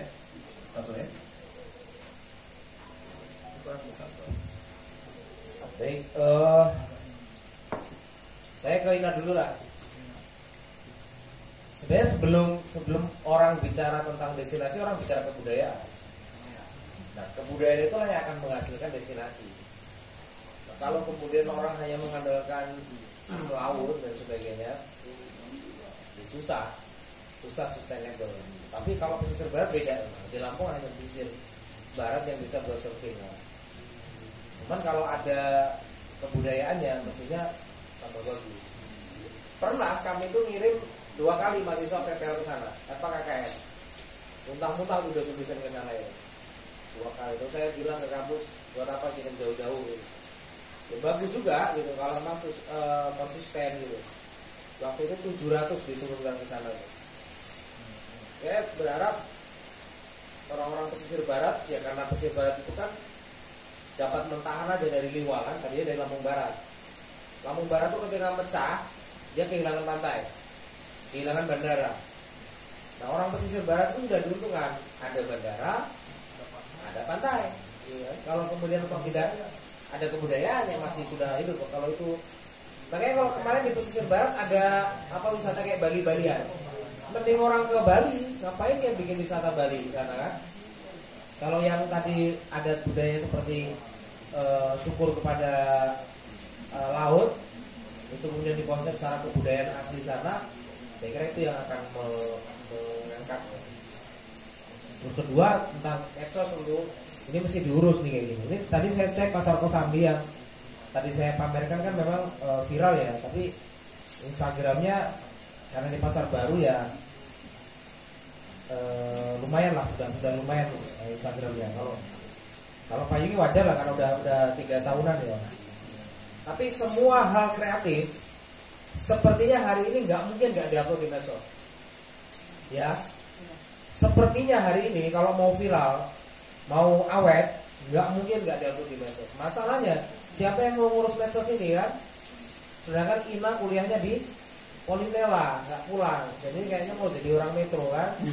Kayaknya lihat Bang Ode kok jatuh cinta, Mas Anggi jatuh cinta. Ina ini jatuh cintanya berkali-kali sama laki-laki ini. Jadi bagi saya yang penting adalah bagaimana anak muda di pesisir barat bisa meniru anak metro gitu.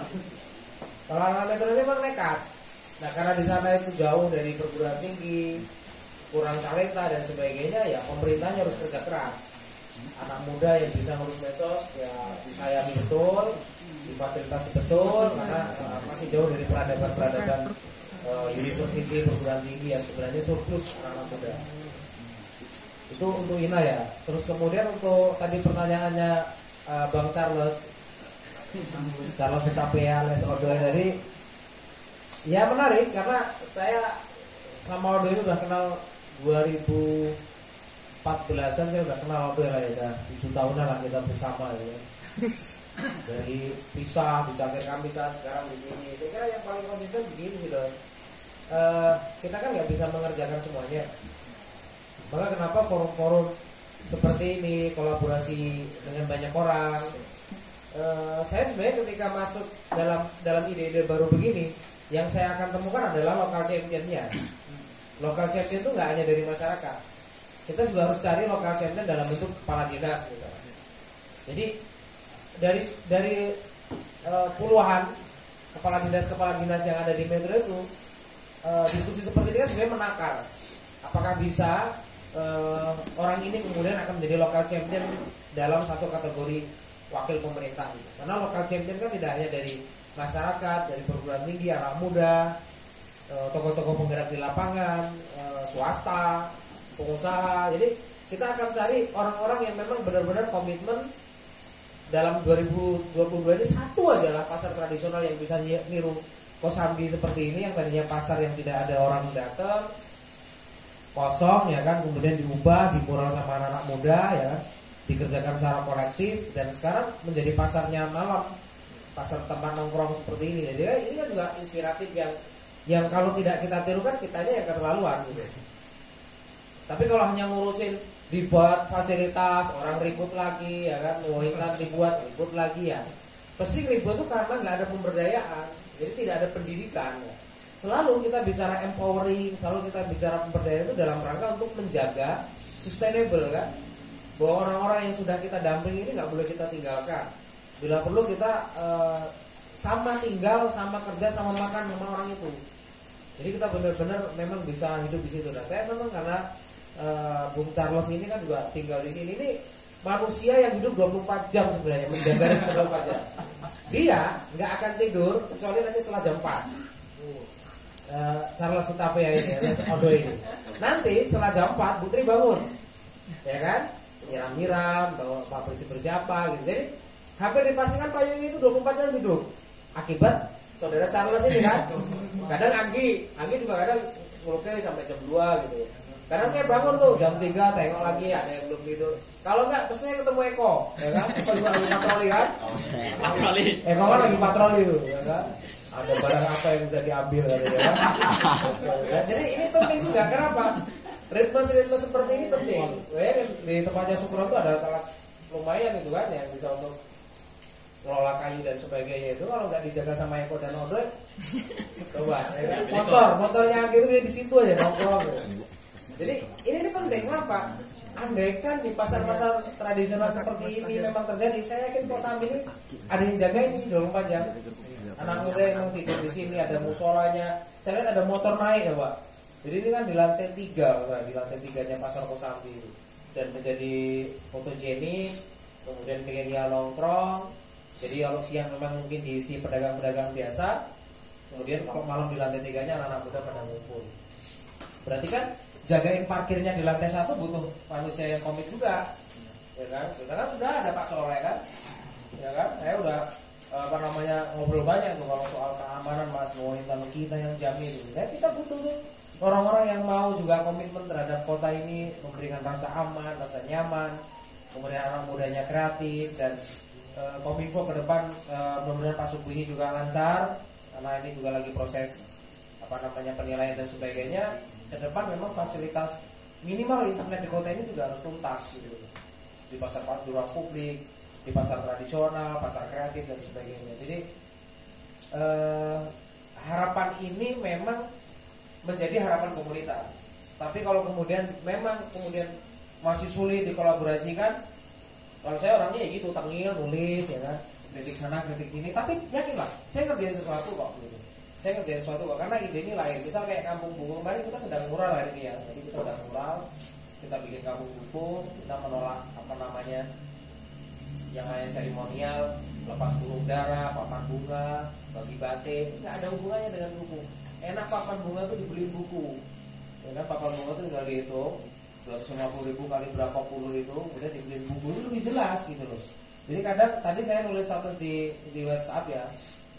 Sebenarnya dalam perubahan kampung kreatif itu yang paling penting itu ternyata cat, kuas, tapak, babu gitu. Jadi taruh, potong pita, burung dara itu nggak penting sebenarnya itu, nggak akan merubah kampung kreatif. Jadi yang merubah kampung kreatif itu ternyata cat. Jadi kalau ada gerakan cat kota ini yang di luar APBD, kita ini cat terus, kemudian dikerjain sama teman-teman secara gotong royong, jangan-jangan kota ini malah makin cantik gitu. Tapi yang seremonial yang terlalu banyak mohon maaf sambutan, nggak ngubah itu hanya ngabisin anggaran program aja gitu. Dan ini saya konsisten akan bicara seperti ini. Mau zaman Pak Ferry sudah tuntas, iya. Mau zaman Pak Wadi mau sampai nanti Dajjal datang juga kita akan ngomong gini. Gitu Bang Charles. Saya tambah dulu ya. Enggak. Statement closing. Ya. Yang closing kita lah. Dari saya. Oh ya, Jadi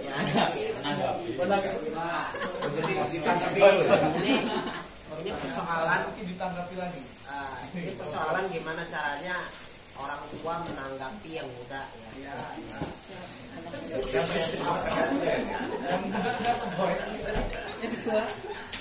Ya, mudah-mudahan ada manfaatnya Pak. Satu hal yang bisa dikerjakan pada anak muda, ada pelarangan yang Indonesia. Yang tua memberikan contoh pada yang muda. Yang terakhir nggak ada kebijakan karena yang muda pun bisa berkata.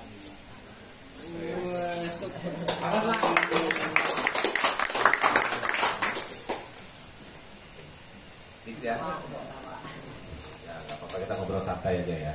Jadi kawan-kawan semua, jadi memang sekarang ini eranya pemerintah ini memang harus melakukan banyak reformasi ya. Jadi banyak melakukan reformasi dalam tata kelolanya ya. Jadi memang harus ya, pemerintah itu harus punya semangat wirausaha ya, entrepreneurship, harus punya jiwa seperti itu. Memang betul apa yang disampaikan Mas Dharma. Jadi kita memang harus mulai berubah pola-pola lama ya untuk membuat sesuatu ya. Jadi harus benar-benar itu harus punya nilai manfaat ya, punya outcome yang memang harus jelas. Jadi artinya kalau kita mengeluarkan sesuatu anggaran itu harus punya outcome atau outputnya yang juga memang harus bisa jelas dan itu bisa lebih outcome-nya itu. Contoh kita membuat kegiatan dengan nilai 1 juta, kita harus bisa menciptakan atau menghasilkan outputnya atau outcome itu lebih dari 1 juta. Nah, seperti itu. Jadi memang ini memang harus ada ini itu tadi kembali lagi kita bicara kolaborasi ya, kolaborasi. Jadi memang saya sangat setuju. Jadi ke depan memang kita harus ada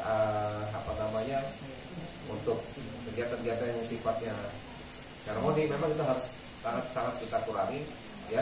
Supaya apa? Supaya memang bentuk kegiatan itu benar-benar nyata, ada gerakannya dan ada hasilnya yang nampak di masyarakat ya.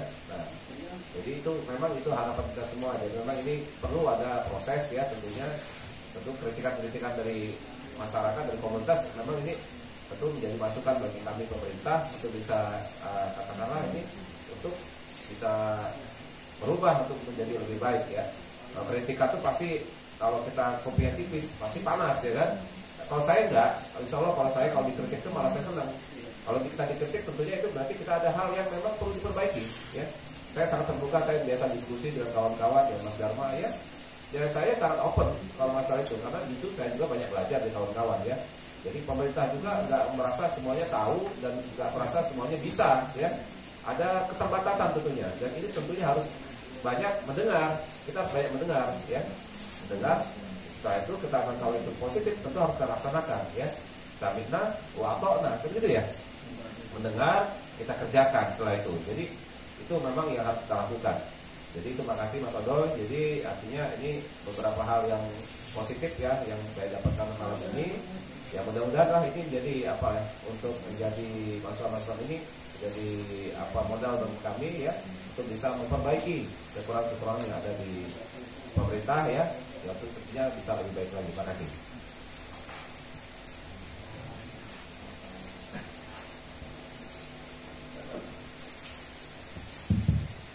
Oke, itu tadi respon dari pemantik. Kalau saya menduga Bang ya, Bang Ode kenapa bangunnya pagi itu ada dua dugaan. Yang pertama memang dia niat menjaga payung ini. Atau yang kedua dia lupa jam, gak ada yang mengingatkan Pak. Jadi memang butuh orang yang mengingatkan. Karena kalau kata Bang Arif Wajib itu dia bilang anak muda itu boleh mimpi tentang masa depan, meskipun besok itu masih susah makan. Bingung mau dimakan. Dia nggak boleh itu ngomongin mimpi, tapi bangunnya siang. Yang ada malam itu cerita mimpi terus, siang tidur.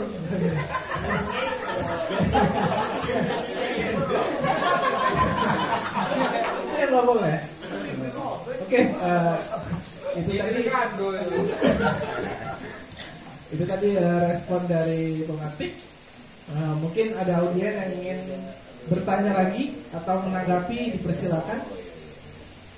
Oke, bisa ke depan Mas. Iya, biar suaranya jelas. Ini anak muda.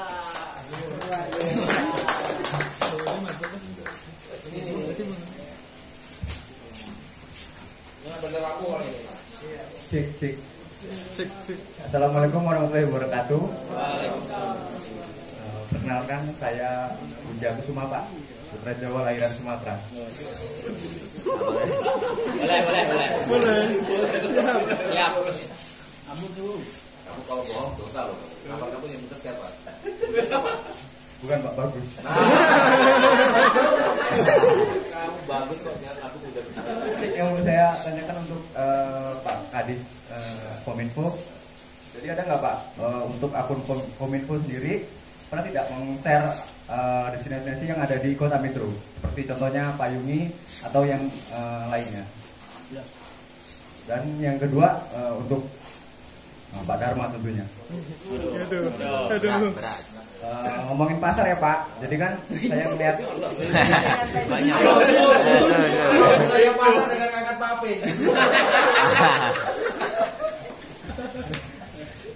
ngomongin pasar Payungi Pak. Jadi selama hampir kurang lebih 4 bulan ini Payung ini kuat karena gotong royongnya Pak. Jadi di rumah saya itu orang gotong royong itu kalau dulu RT bawa 17-an baru pada warganya baru pada gerak.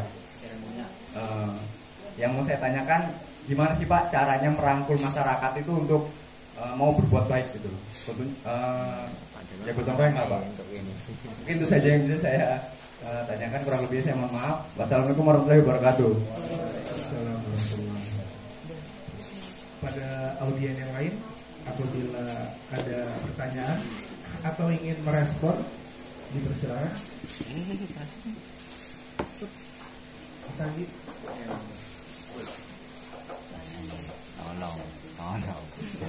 Dan kamu nanya gimana caranya mural.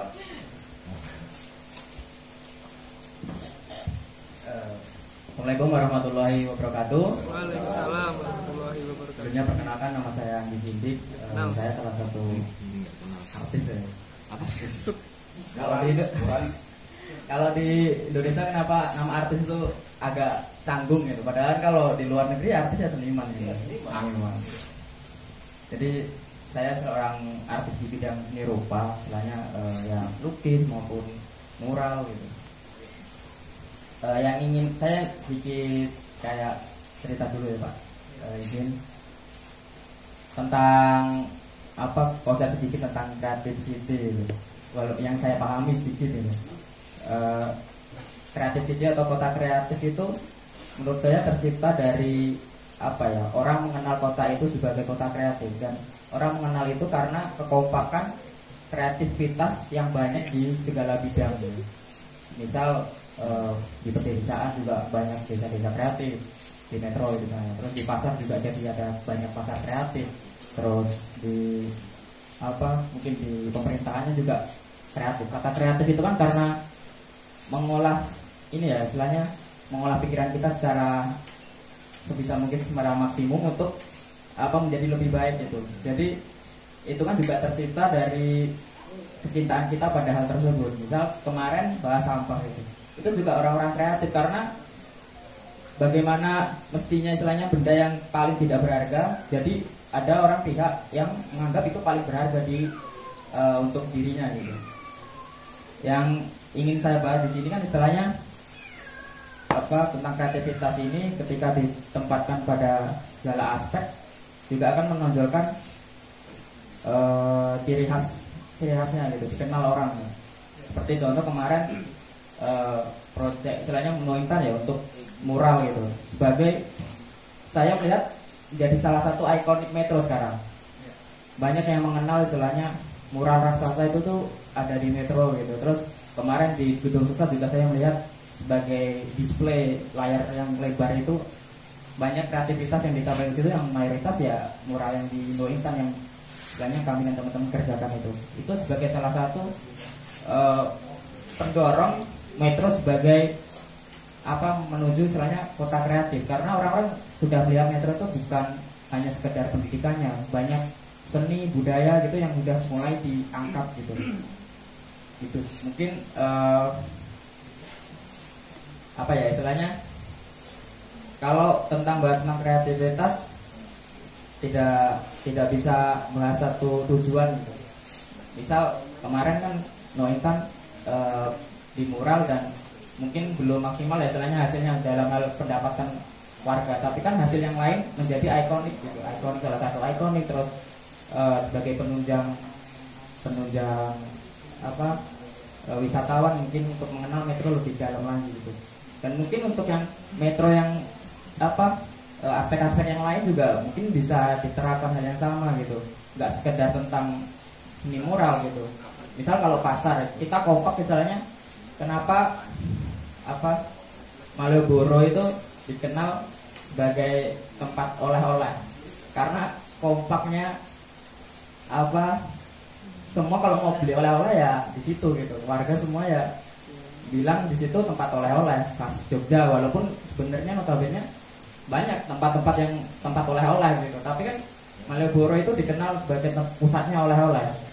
Dan ini bisa kita tiru, walaupun tirunya dalam hal istilahnya tidak hanya tempat oleh-olehnya gitu loh istilahnya.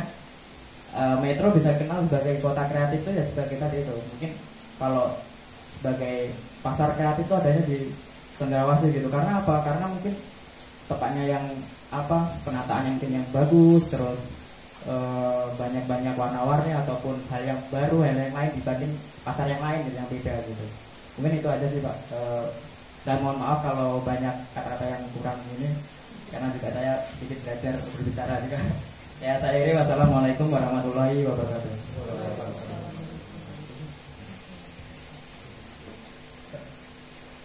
Bisa langsung ditanggapi ya. Tadi ada 2 pertanyaan dari Mas Bagus, bertanya ke Dinas Kominfo ya, terkait ada nggak media yang dimiliki Dinas Kominfo untuk merepost dan share kreativitas yang ada di Kota Metro.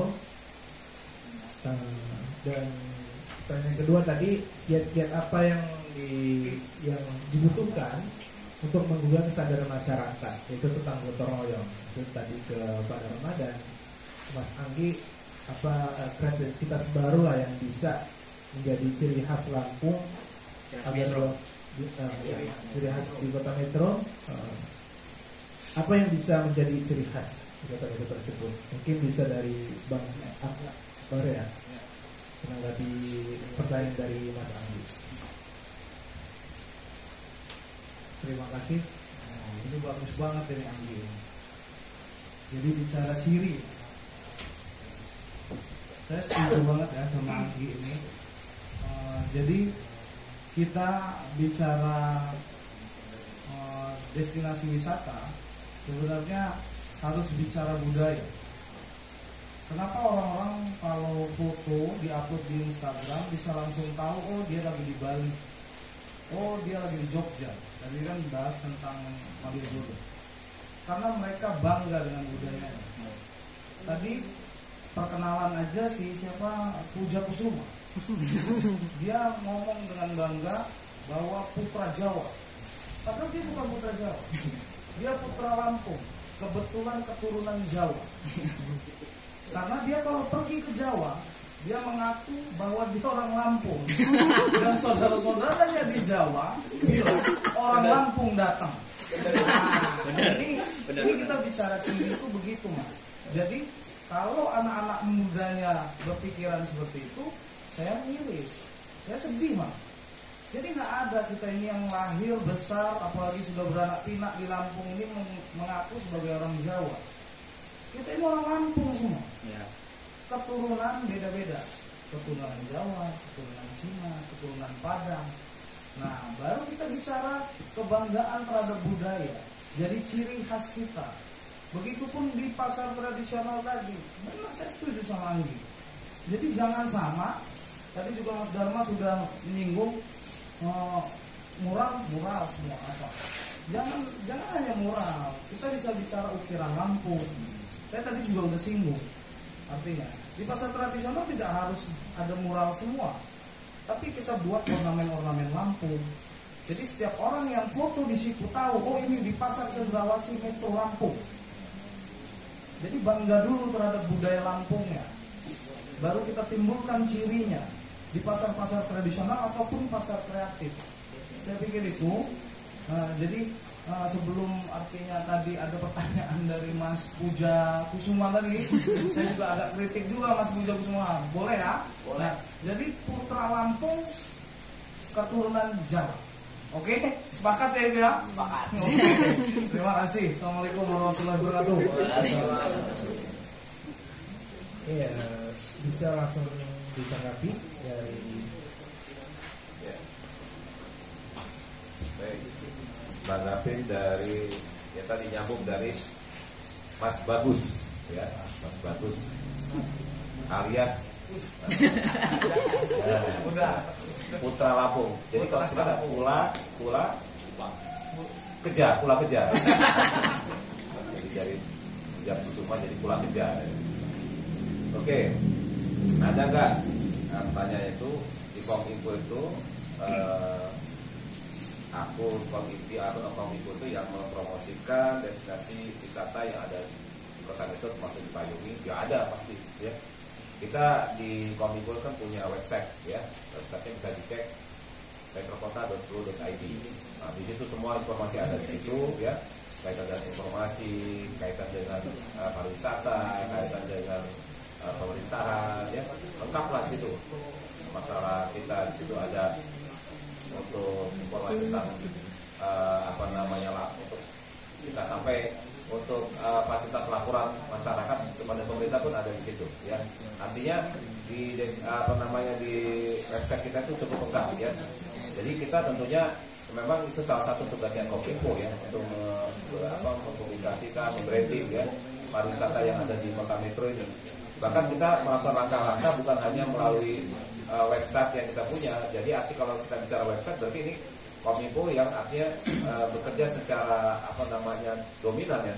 Tapi kita juga melibatkan kawan-kawan influencer di sini dalam rangka untuk memperkuat publikasi kita. Jadi kita sudah ada kerjasama dengan kawan-kawan influencer yang ada di Kota Metro ini dalam rangka untuk bisa lebih mempublikasikan Metro ini, termasuk khususnya dari sisi pariwisatanya supaya bisa lebih dikenal. Karena kita kalau hanya mengandalkan dari tenaga kita dari pemerintah ya tentunya memang masih belum bisa maksimal, tapi tentunya kita membutuhkan bantuan dari kawan-kawan influencer yang memang di situ notabene punya follower yang banyak ya, punya viewer yang banyak, sehingga itu kita berdayakan juga ya.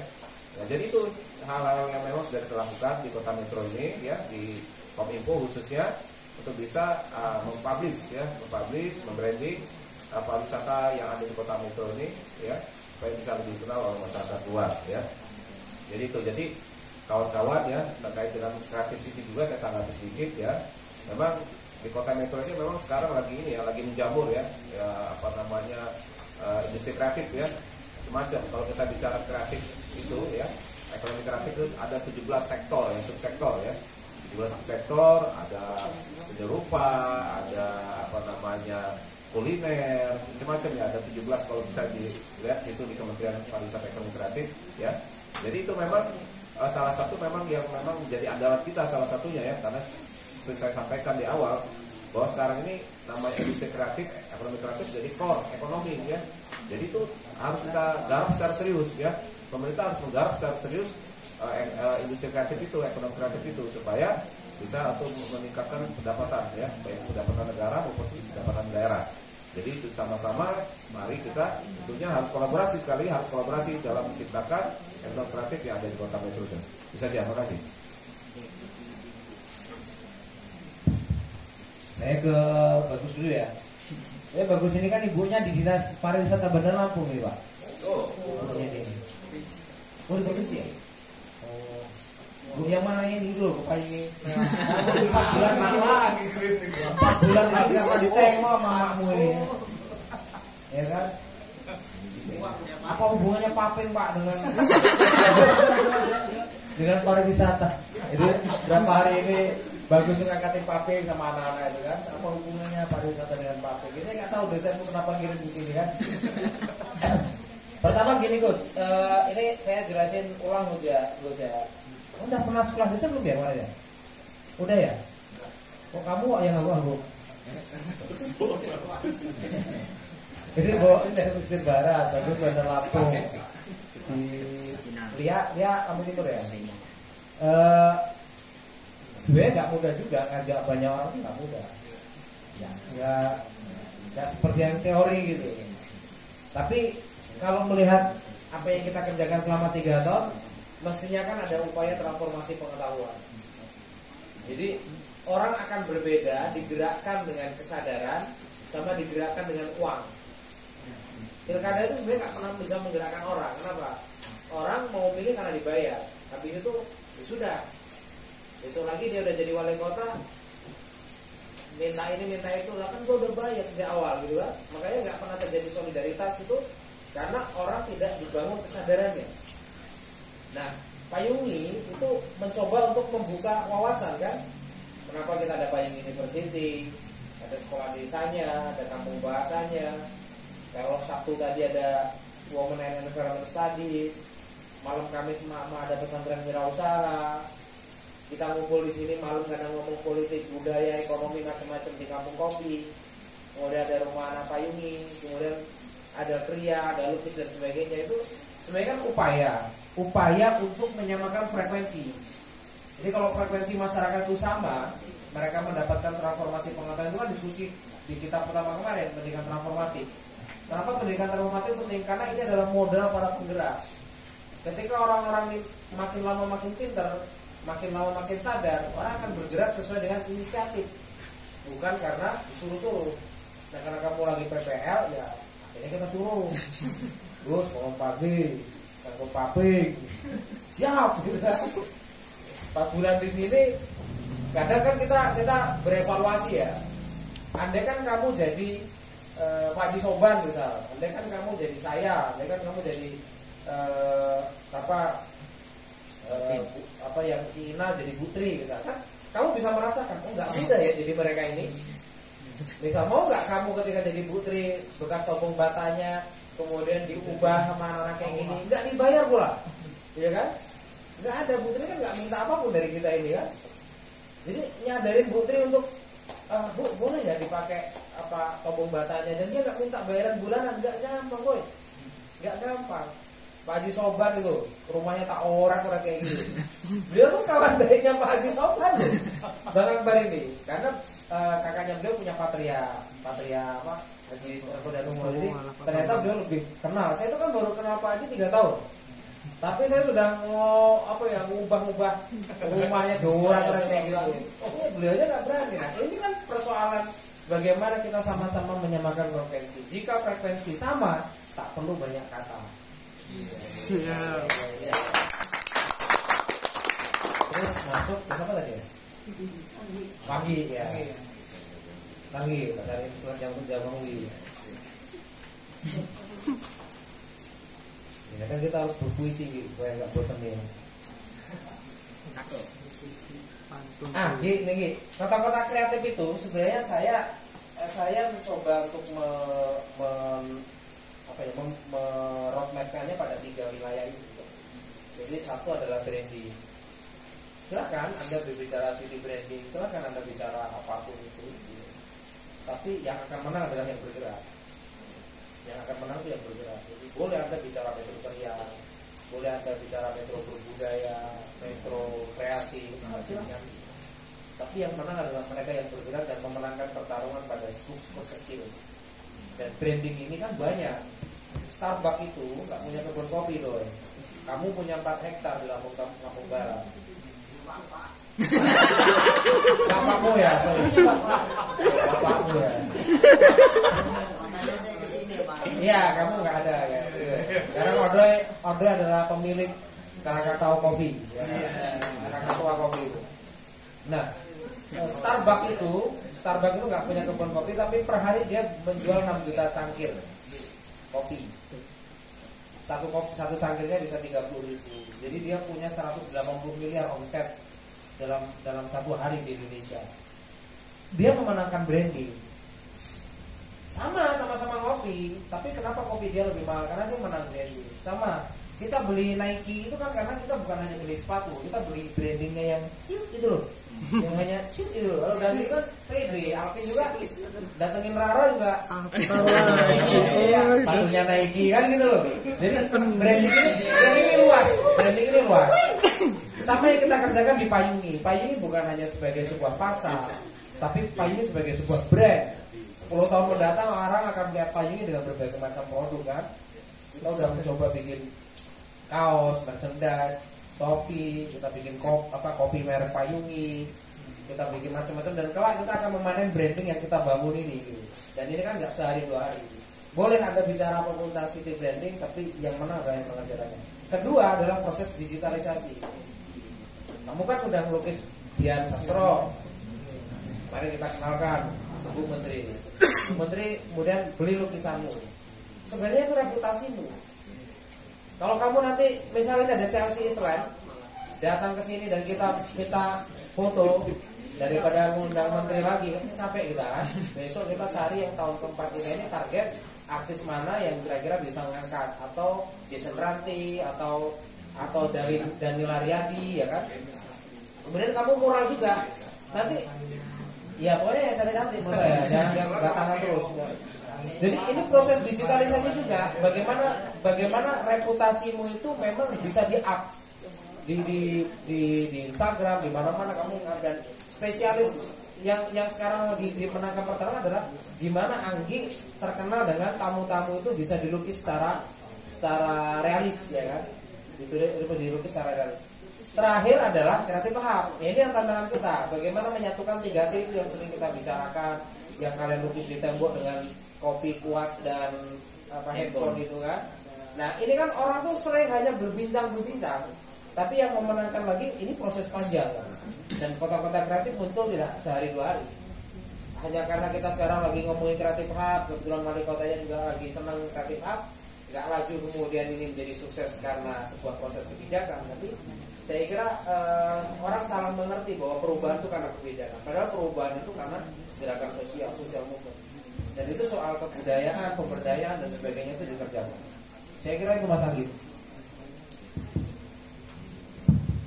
Oke, itu tadi respon dari para pemantik. Mungkin ada lagi audiens yang ingin bertanya atau merespon. Cukup ya.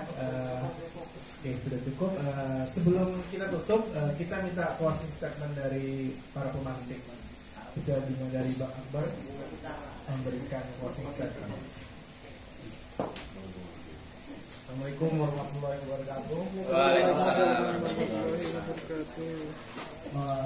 Saya ini lagi-lagi Mas Dharma ini buat saya terinspirasi.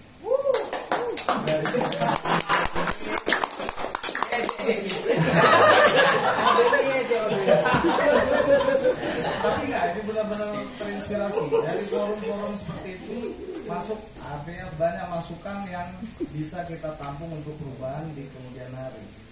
Bahkan beberapa sudah ada yang dikerjakan. Kalau kayak Bang Ordo belum tahu, coba main-main ke dinas perdagangan, nanti saya kasih tahu apa yang udah dilakuin. Nanti ya kan gitu. Jadi forum-forum kayak gini kita tunggu memang, nggak ada masalah. Artinya besok minggu depan atau bulan depan kita mau ada pergerakan apalagi yang bagus, kita buat forum kayak gini lagi boleh.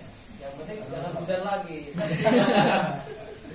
Ya artinya pemerintah dalam hal ini saya selaku Kabid Pasar Dinas Perdagangan menyambut positif masukan-masukan dari kawan-kawan sekalian, termasuk dari founder Payungi Mas Dharma, dan mudah-mudahan saya berharap hal ini continue, memang kita bina hubungan ini agar ke depan pengelolaan pasar tradisional bisa lebih baik lagi. Saya pikir itu saja. Assalamualaikum warahmatullahi wabarakatuh.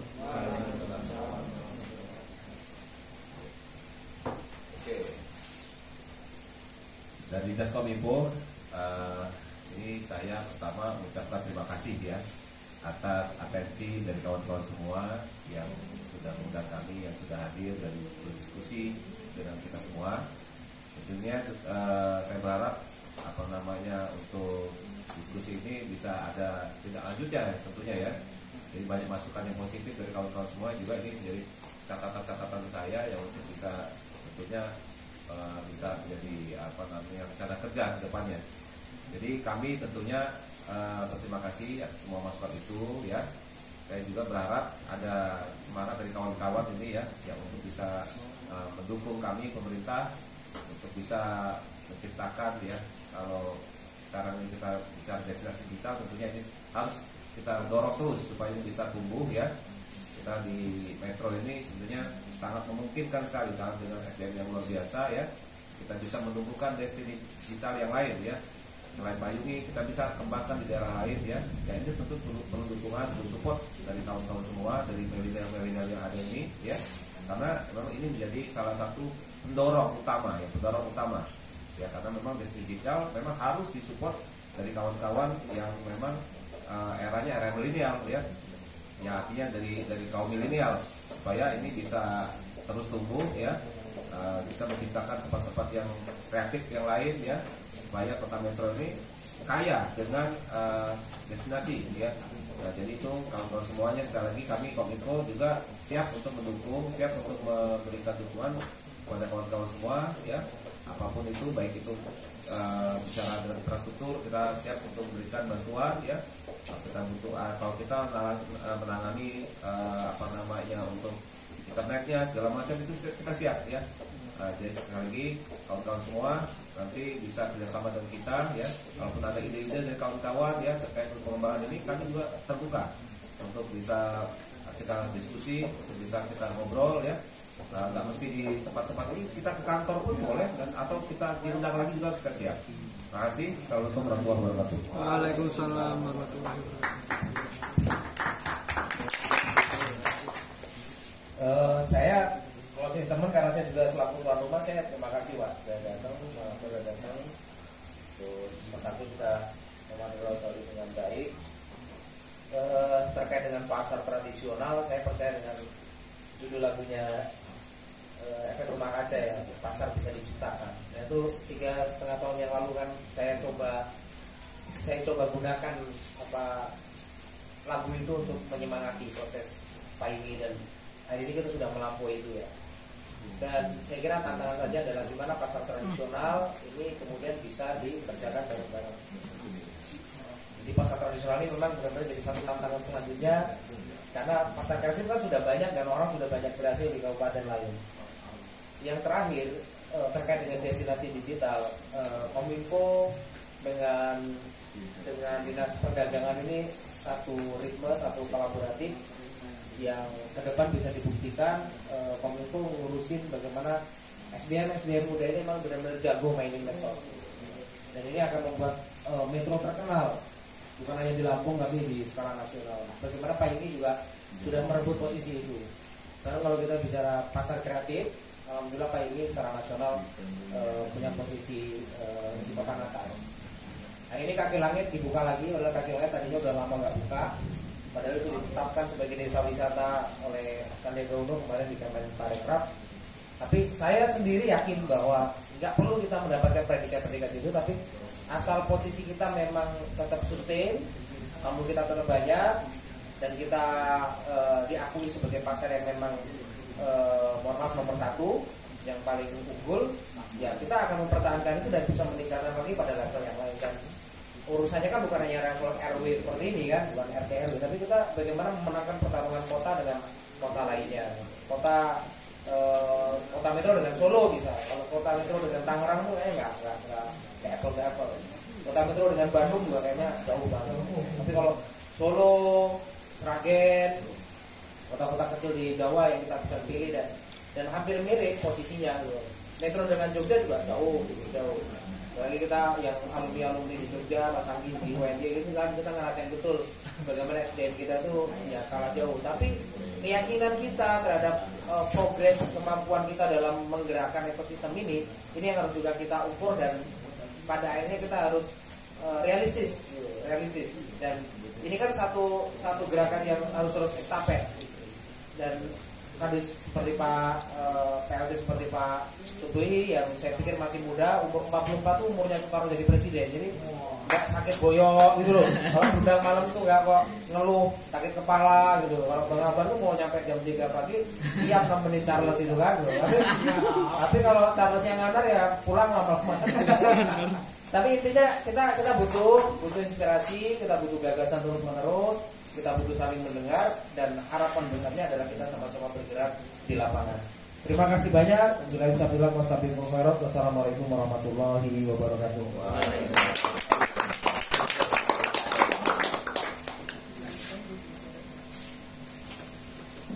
Oke, kita beri aplaus kepada tiga pemantik. Sebelum saya tutup, saya sebagai moderator mohon maaf apabila ada kesalahan dalam memandu diskusi pada malam hari ini. Saya akhiri billahi taufiq wal hidayah. Wassalamualaikum warahmatullahi wabarakatuh. Untuk sesi